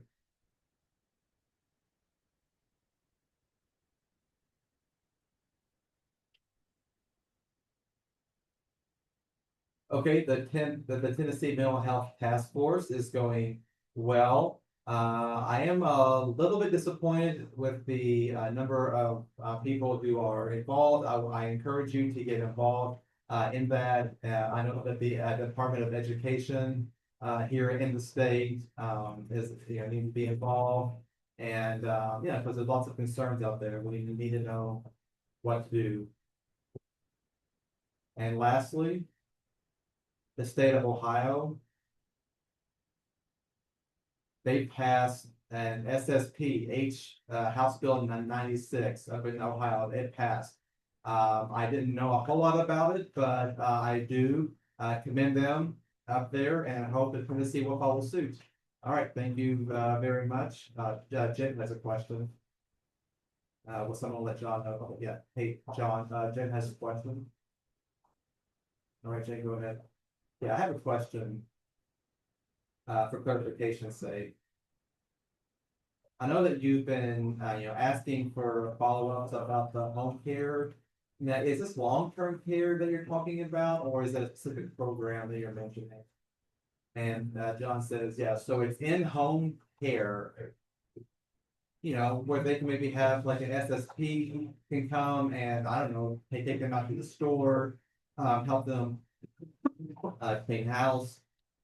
There are programs out there like that, or to even provide those services in nursing homes or assisted living facilities or wherever is applicable to to these services. But I do think that it's a discussion that needs to be had.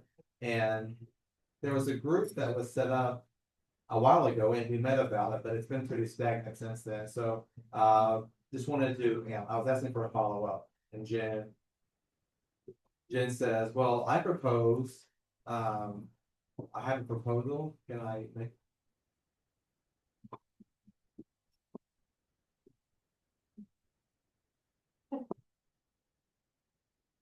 Tuesday.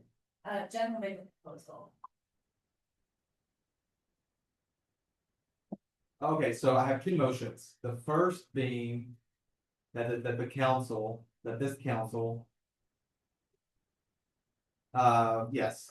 makes a way for us to have business cards. That's number one. Who seconds? Does anyone second the motion? I'll give you time to read the captions for those of you who are reading the captions.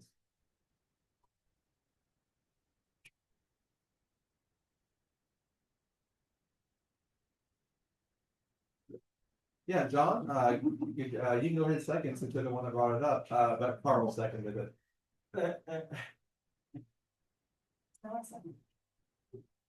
Oh, Carl, you second? Okay. Okay, then we will open discussion.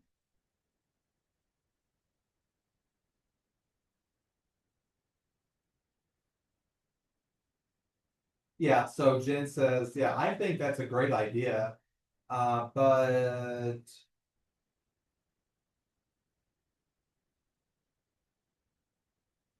I think that the state needs to have like one, one permanent paid position. So I know that, Lisa has cards, but, I don't know if we give those out or not, but most people have cards, but I don't see why we can't have that as well. I think we've had those before. We've had business cards. I think that would be really nice.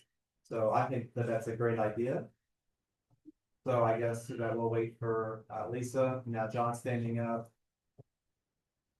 Oh yeah, I think about Lisa. Yeah, or maybe Lisa can, I can reach out to Lisa and she can refer us or let us know. I just don't know what the rules are. Lisa knows more about what to do with getting that than I do.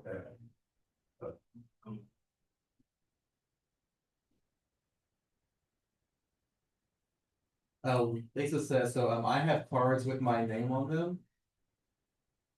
I have plenty to share with everyone. So if you want to reach out to me, I can do that. Or like so your motion, I guess it means that you want to approach the state and have them print out cards, just like general cards. And Jen says, well, I mean, if you, yes, I guess that we can use those cards. If you already have them, then we can pass those out. And Lisa said, yeah, we can pass out those cards. And Jen says, yes, that sounds good. So at the November meeting, Lisa says, I will bring those and I will hand those out. Okay, so yeah, so Jen proposed the motion, Carl seconded the motion. So can council members have names on the cards? Are we able to put our names on there? And Jen says, no. Lisa's responding, no. Because you're not a state employee. But I can, maybe like on the back, maybe have cards with my name on it, then on the back you can write your name. And Jen's up again and says, okay, all right, but then we'll just toss that motion out the window for now, and that's the solution. Okay, so we'll do a formal motion. We'll throw out the formal motion. And then provide a new motion. Okay, so now that the first one's done and thrown out, the second motion would be to resuscitate the long-term care discussion or that work group and bring that back. I haven't heard anything come out of that group. Hold on. Can you make a formal motion? Okay, I move that. Yes, that we resuscitate, I'm not sure how to spell that word, but like you're giving it CPR, like you're shocking it back up. So resuscitate the long-term care discussion for deaf, hard of hearing, and deafblind in the state of Tennessee. Okay, who seconds the motion?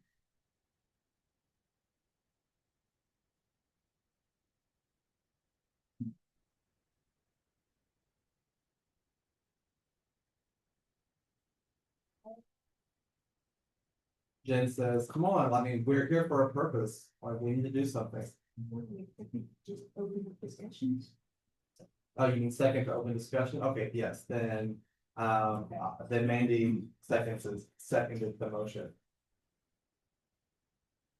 Okay, so Jen says, yeah, this has been a concern for a while now. So to establish a group to address long-term caregivers for deaf and hard of hearing and deafblind. I mean, there are programs out there. I mean, I'm sure across the country they're out there. I think we need to throw our support toward that to help those who are in our community. And there's lots of people in our state that aren't aware of those programs. So I think we need to get behind this motion and propel it forward a little bit. So yeah, it's like the mental health group. There's lots of stuff going on there. Well, we need to do the same. Here where we're working together on this issue of long-term care. So John Johnson stands up and he says, yeah, deaf and hard of hearing consumers, it also provides working opportunities for them as well.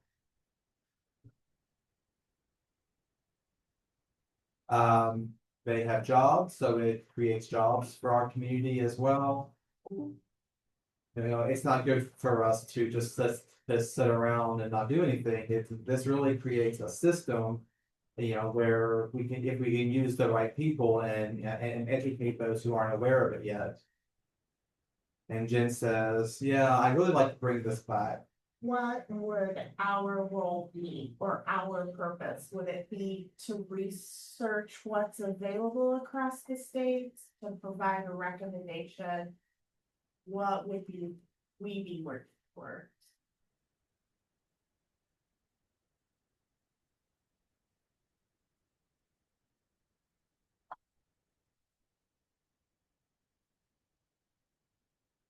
Okay, so I guess the concept would be like a work group to look into possibilities, what's already out there, and collect that information. For example, Eric was working with the interpreters a while ago. With the training that he did on the mental health, and that came from the work group. So information was shared that way, and he went and did all of the site visits and provided that. So I want something similar like that, but with the long-term care issue. So yes, maybe we just collect information, perhaps a survey, again, see what programs are already out there that deaf and hard of hearing could benefit from, and just sort of navigate that whole process and start from the beginning. And that way it'll make it easier for us in the community, again, the deaf, blind, and hard of hearing communities to get that support.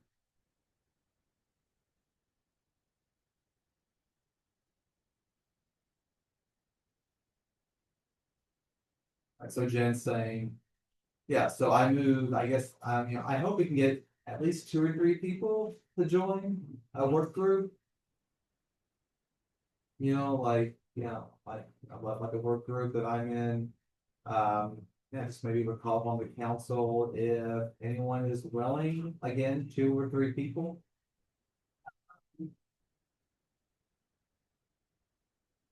John's up and says, yeah, the key is we need to talk about insurance, health departments, the Department of Education, vocational rehabilitation.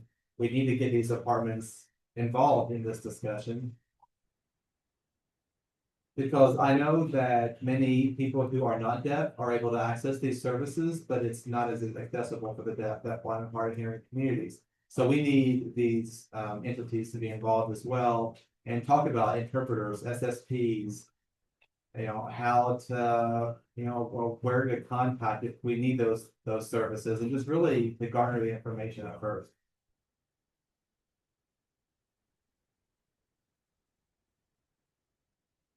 Jen says, yeah, so to go back, this isn't a day off for everyone just to come and sit around at this meeting. We need to be engaged. And I have a job, but I come and I represent, and you guys represent different departments, and you're here and, you're just sort of sitting here quiet, and then you go back to your routine. This is about the deaf. As a deaf and hard of hearing person, it is important for us to show our hearts and to invest in our communities and improve the lives of the deaf and hard of hearing communities. I think we need to open our eyes and start taking some action here. And so that's what I ask of each of you. Each of you sitting around these tables, or around this table. It's really important. It's very important.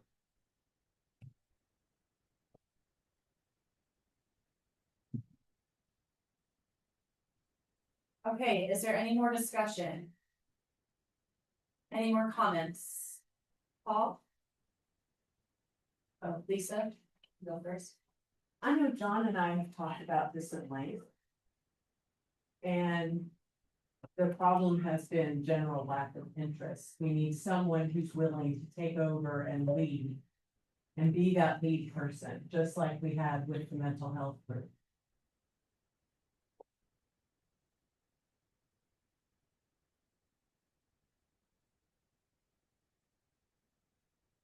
So I know in the past, we've had 2 different groups really working on 2 different initiatives. One was. Excuse me, sorry, Mandy here.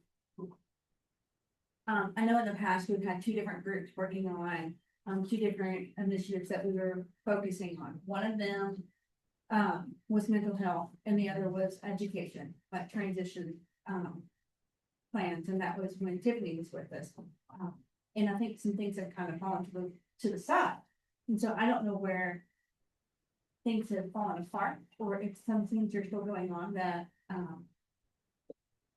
think Tiffany was the initiative, the one that initiated a lot of those conversations, at least on the transition side that I was a part of. But, I guess I just really wasn't aware that the mental health initiative kind of wasn't worked on. Oh, it has been. Oh, okay. Oh, yeah. So I guess I'm not Very really sure what the question is, like, what else are we needing to do on top of this mental health component? It's, what we're talking about is a long-term care group that would be comparable to the mental health group. And I know Monique volunteered, and John and Jennifer. And what we need is someone to lead it, schedule a meeting, to get together, more people who want to be involved. The more experience that we get out there, everybody has different experiences. I know you and I were just talking last night about, there's a healthcare survey that from Corey, Corey, Axelrod, Axelrod, and his company. And he is actually doing a healthcare survey specifically for people who are deaf and hard of hearing and deafblind. So to find out what is going on out there in healthcare services for people who are in this community. And he is actually deaf. So he owns a consulting company. So there's that kind of stuff that's going on out there, but what we need is, I think what Jennifer is proposing, and correct me if I'm wrong, is that we resurrect this group and get some people who are involved, who want to be involved. But that's gonna take someone to say, I'll take the lead on this, I'll schedule meetings, I'll do all of that kind of stuff, because my role is just to be there to assist.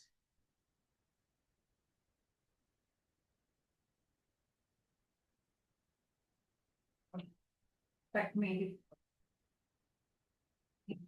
I agree that mental health care is is an area that needs to be focused on, and in my, and I just had a conversation with someone else in this group, or in this room here. I'm really more, my passion is in the education realm and transition for, from early childhood and transition into adulthood for the education component. That's where my passion lies. But within the mental health component, I think there's also, like, for those individuals who are hard of hearing, we are struggling with a deaf identity. And so it's hard for me to focus on like long-term care and outside of that when I'm personally dealing with that identity crisis for a minute. So I feel like, yes, this is a great topic that needs to be focused on, but I cannot be a part of that group.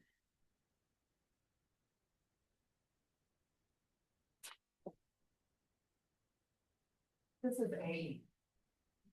is there any interest of anyone to lead? Do we have someone willing to take on that work?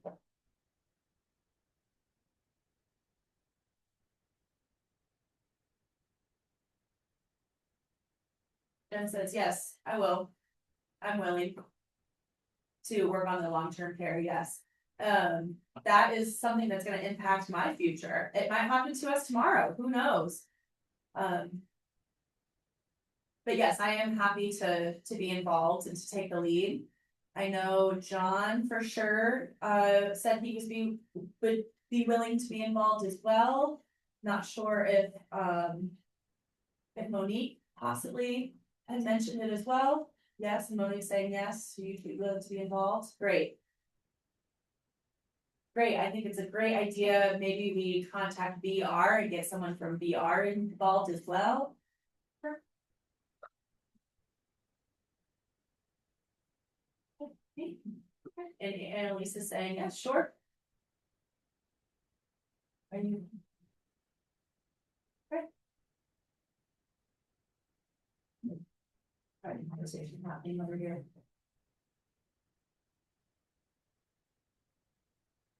Lisa saying, no, this is something good. Okay.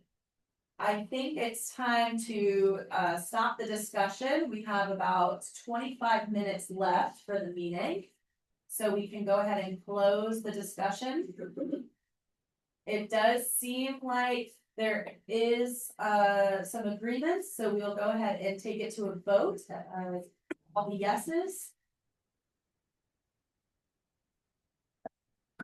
1, 2, 3, 4, 5. What's the vote on adding long term? Okay. Yes. Yes, to develop a long-term task force.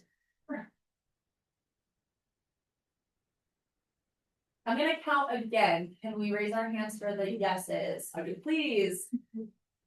With energy, so I can see your hand. 7, 8. Okay. No votes. Okay. The motion has passed.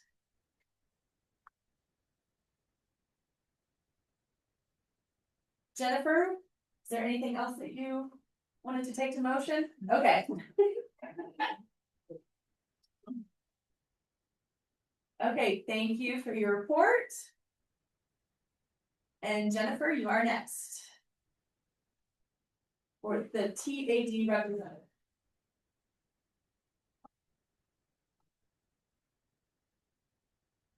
Hello, yes, I am Jennifer. Hello, everyone. I represent the Tennessee state, and we are having a conference next fall. We are looking forward to it. You already heard a little bit about it from Shar. She explained it very well, so I won't go into depth again, but I hope to see everyone, all of you there, please. Hopefully everyone will make it. Again, the dates for that are October 17th and 18th. If you are interested, that event is $20. If you want to help, excuse me, if you want to eat, it will be $50 for the meals. And I'm sure the food is going to be delicious. I'm not exact about the schedules, but I know that the performance is going to be starting at 6 p.m. I believe there will be a dinner beforehand. So if you are interested in wanting to go, please buy your tickets beforehand, and it would be great to see all of you there. Keep checking Facebook, TAD Facebook, for more updates. I'm also very excited to announce that at the state conference, we will be discussing education, development goals, and the National Association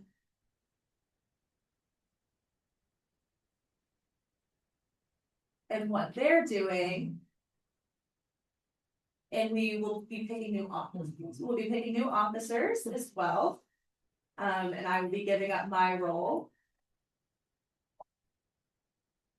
And that process will be starting soon. So if any of you are interested in running for a position, please come to the conference. It will be a great time.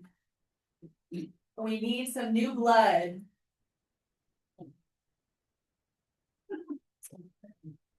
And Ann Austin will be one of our new officers. There's one more important thing I wanted to mention. If any of you have any skills on developing websites, setting up websites, we need some help building our TAD websites. If you know of someone maybe that would be a good fit in helping us develop our website, we would appreciate that reference. We are trying to get our website up and running by the spring. We are not quiet. We have been working behind the scenes very heavily, and we want to get that known on our website. I believe that's all. Is there any questions? Okay. Thank you. Have a good day.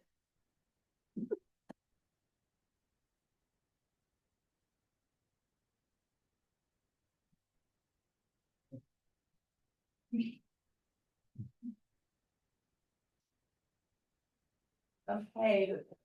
Oh, Jennifer has one more thing. Oh, my apologies. Shar just announced that the council is willing to sponsor us $250. And I wanted to ask individually if anyone is willing to be a booster and donate just a couple of dollars, $5, $10. It would greatly impact our conference and help us. We do have a paper to pass around if anyone is interested in supporting. Just put down your name on the list, and we will be in touch about, your name will also be included in the list of boosters at the conference. So I promise that I do have a home. I'm not begging for anybody for money, but just for the conference. Thank you, Jennifer, for your report. And next up is the state grantee report. And keep your report short, I ask you, because we are quickly running out of time. So next we have Bridges for the deaf and hard of hearing, Mike Helms.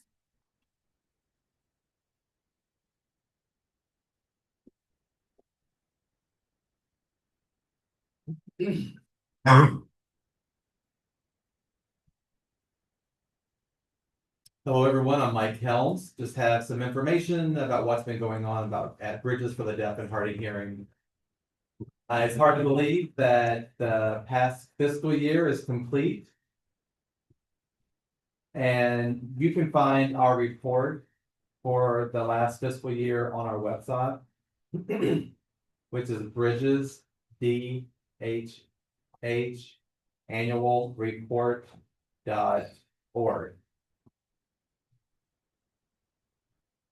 So I just have some highlights I want to hit really quickly, and I'll just go down through these as fast as I can. So we've done 96 outreach presentations, over 200 referrals to external resources, 153 hours of ASL education, countless events going on, such as Deaf Nights Out and Deaf Days Out in several different counties. We've had game days. We've gone to museums. We've had a Halloween trunk or treat event. We've had health events where people can come and get vaccinated for certain things. We've had community fest and so much more. We've helped people with their get their GEDs as well through our program. With that, we've done some flood relief in East Tennessee. We've sent some people out to help those impacted by the floods. We've done some advocacy and training in mental health services.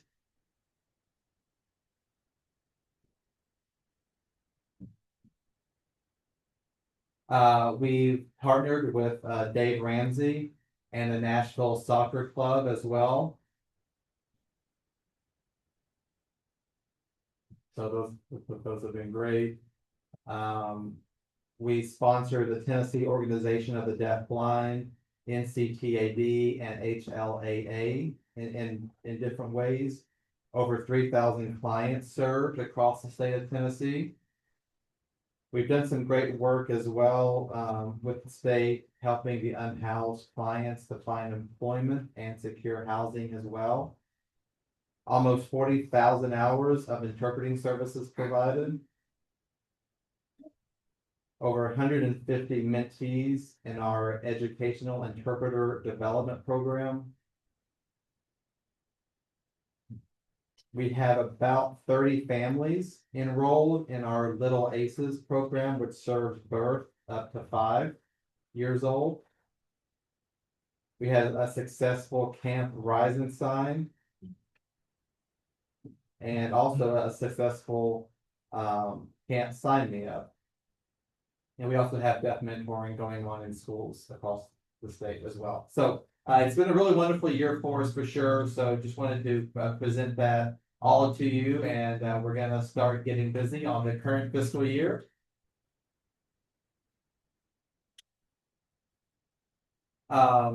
Tomorrow we are going to have a back to school bash. That's going to be here at Bridges from 11 a.m. to 1 p.m. So you're welcome to come to that. We're also going to be hosting Community Fest in September 19th through the 21st. So Friday the 19th, we usually have an evening event where we just go and have a good time and socialize out at some restaurant somewhere here in town. And on the 20th, we have our actual community fest event from 10 to 2. If you are interested in setting up a booth or a table, please reach out to me, let me know. I do have a few spots left, so let me know if you'd like to do that. I think we have about 30 booths already taken. And then Saturday evening, after Community Fest, we're gonna have another social event. Then on Sunday, the 21st, we will head out to the National Zoo for Deaf Day. So join us for that. And yeah, I know that we're approaching 99 years of service here at Bridges for the Deaf and Hard of Hearing. We were established in 1927. So in case you were ever wondering that, we're about to hit our 100th birthday. So thank you for all of the continued support and the collaboration.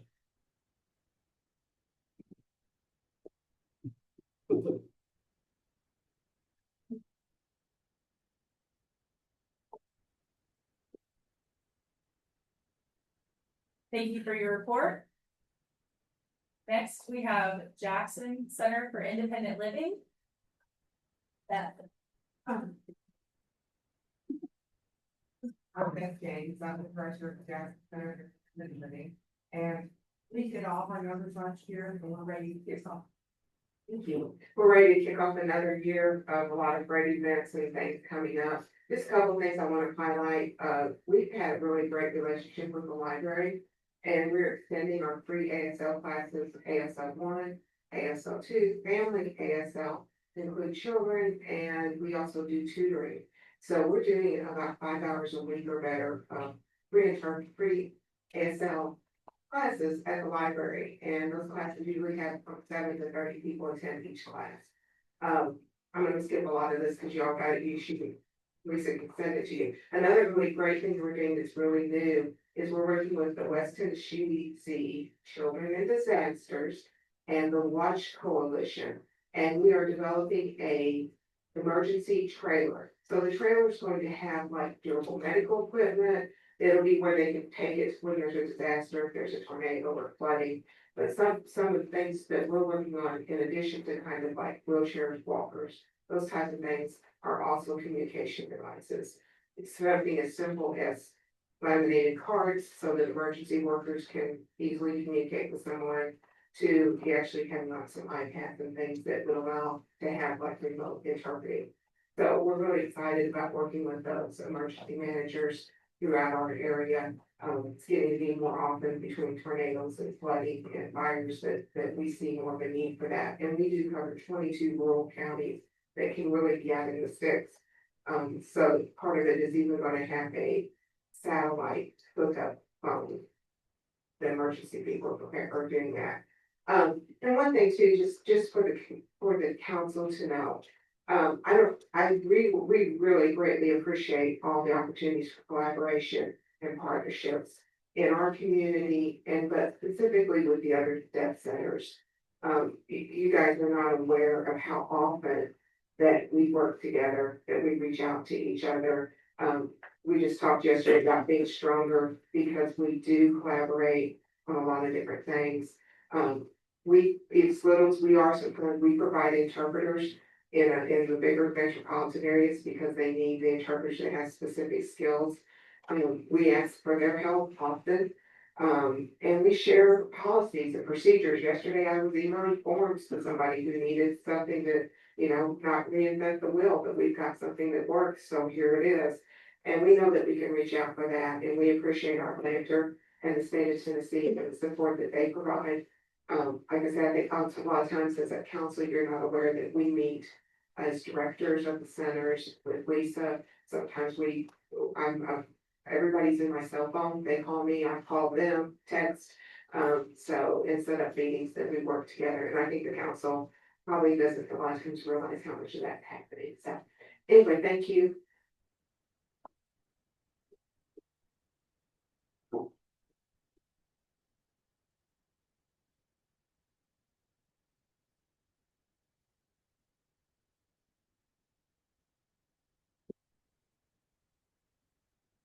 Lisa says, yeah, so Chris said that Carl covered everything that he was going to talk about. So we can just go on to the next person.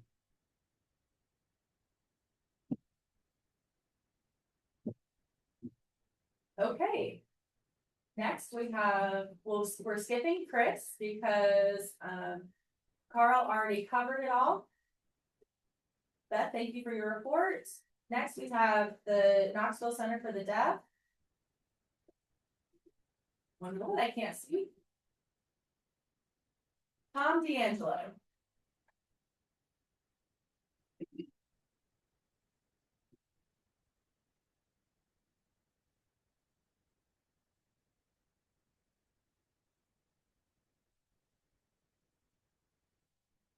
All right, hello, everyone. It's good to see you again. I'm Tom D'Angelo. Oh, Tom D'Angelo. This is my sign name. So this is my second meeting. Last meeting was my initial. There we go. Okay. So I got here on March 31st. So now it's August 1st. So you math experts out there, how many days would that be? I need a calculator. So it's about 4 months, 123 days. So since my arrival, so very excited about that. And so the last fiscal year has, bypassed us now. I know we met our goals, so I want to focus my time with you today on what we're doing in the future moving forward with me here at the helm.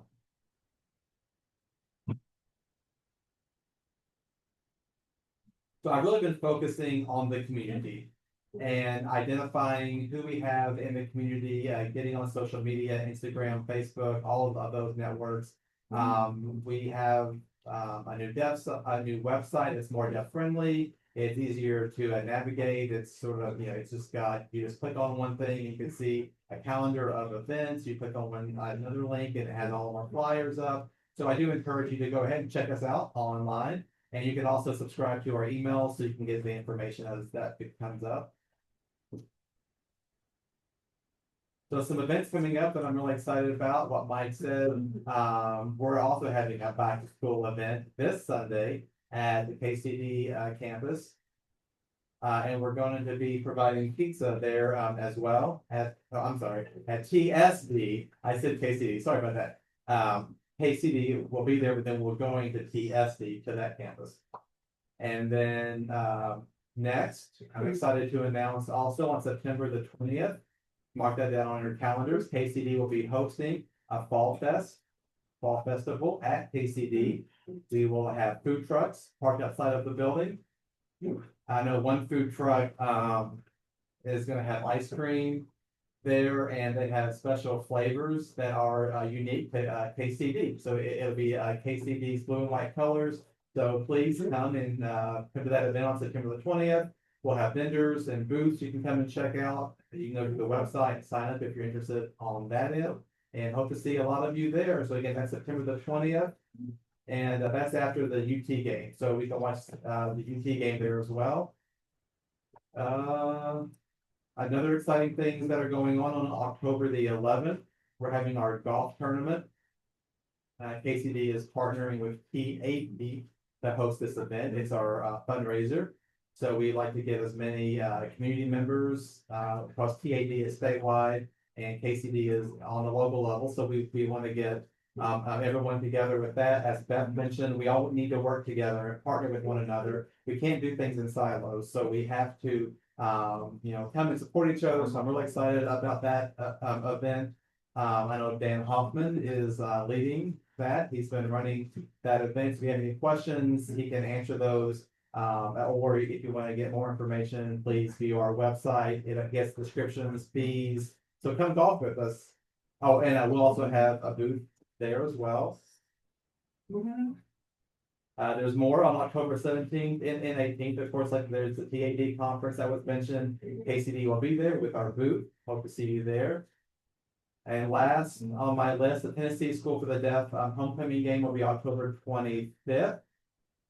So yes, the month of October is extremely busy. So mark all of those dates down on your calendars. And if you're not clear as to what's happening when, once again, visit our website. Everything is posted there. We have different workshops, events, etc. We have classes on wills, finance workshops, etc. So please see our website for all of those. Okay, I'm trying to use my time wisely. I have 5 minutes left. Can I use that up? Okay, all right. Well, thank you for all of the support and hope to see you at the event segment.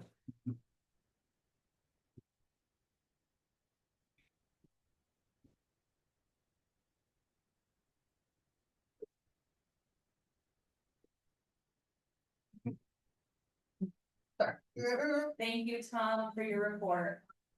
Okay, there is 5 minutes left, so we'll open it up to public comments from visitors. I don't think that anyone has any comments unless, oh, I do. Make it brief. Okay, okay.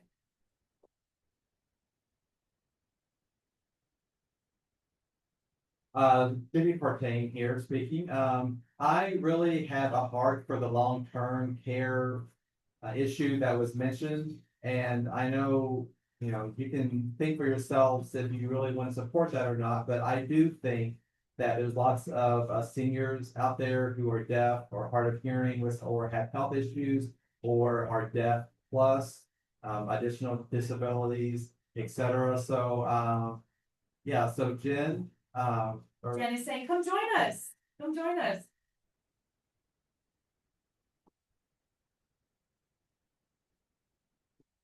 okay, Carl has an announcement.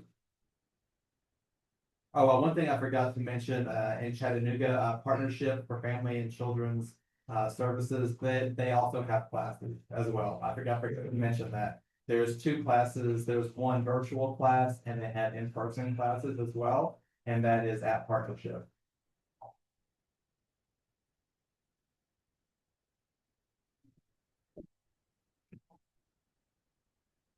Okay, there are no more comments from the visitors. And next are announcements. Does anyone have an announcement? John. This is John Johnson here. I do have an announcement to make. On September the 20th, which is the 3rd Saturday of the month, there's the Usher Syndrome Awareness Day.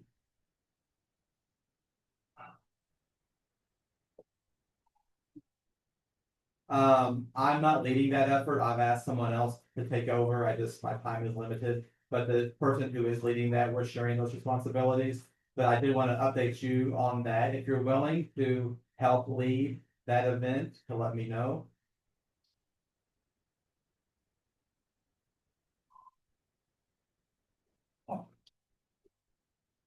So I do want to clarify, TODD has the sailing day. I'm not sure when that is. That's been an event that's been long-standing. So I guess check the website for that. I know someone's asked me about the sailing day. I do think it's in September sometime. I just wanted to say, if you have travel forms, you know who you are. And if you haven't signed it yet, you know who you are. So I will stay here. And if you can come by and sign your travel form, that would be great. And I also have W-9s for a few people. And also for TAB. So.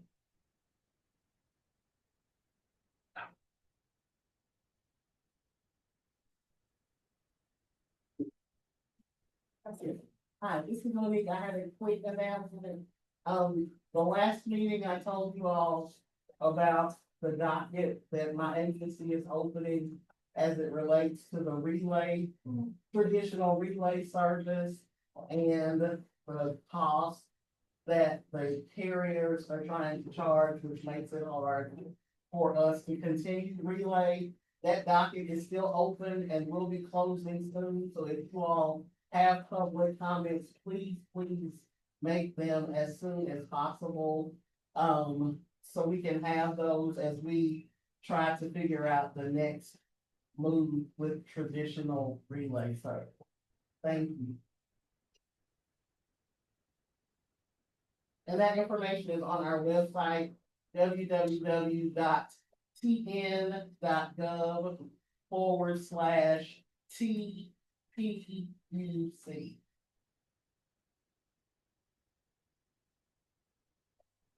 Thank you.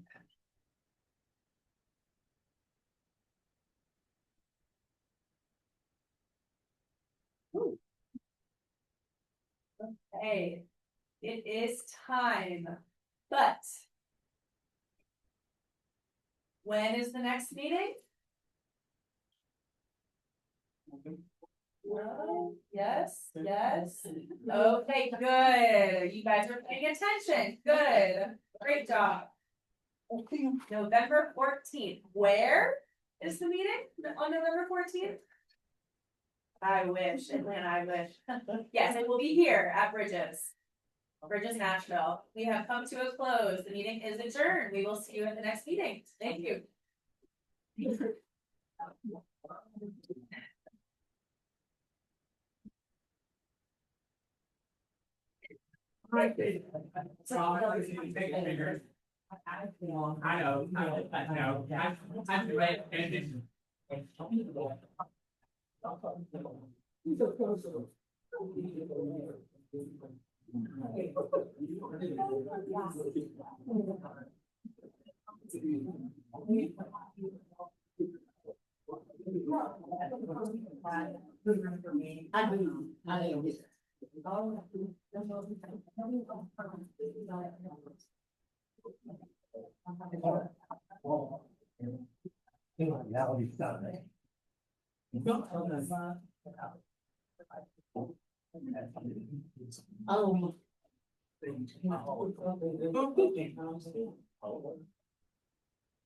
As it relates to relay and how important it is that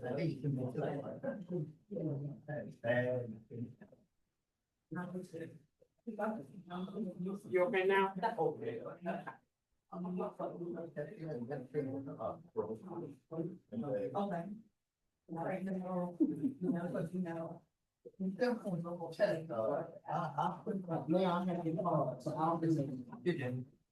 Great. Okay. And then when I get it off, is that fun? Okay. I'm okay. I'll do it. You all.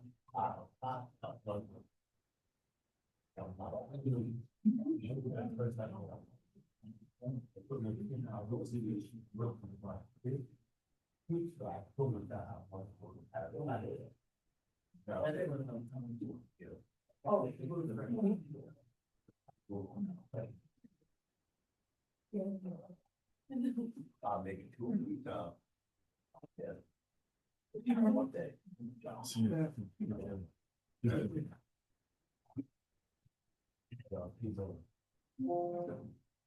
He called it.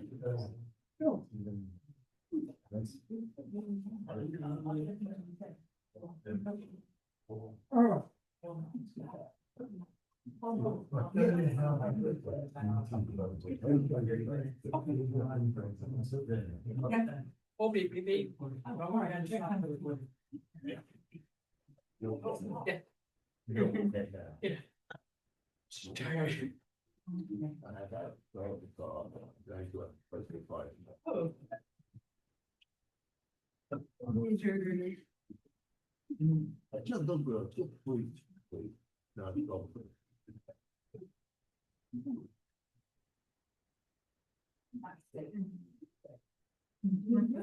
I can't have two. No. One family. I want to move. Where you want to move? Well, I have one with that, that's a thing.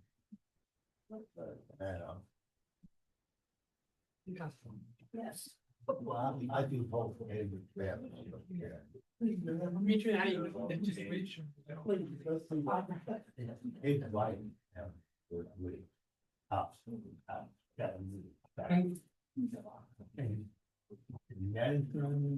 Taking, well, no, what have you.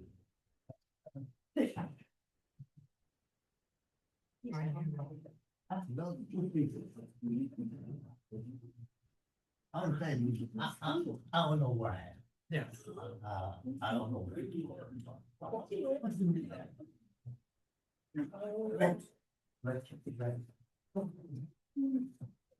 Let the cop, if you stretch it out, then how can anybody shoot? Right? That's all. All. Threaten me. Oh. You have a good one. I'm glad you feel. Yeah, thanks, I appreciate it.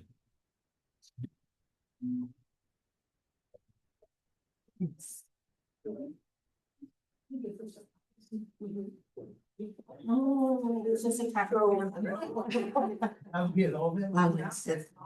Thanks, Monique.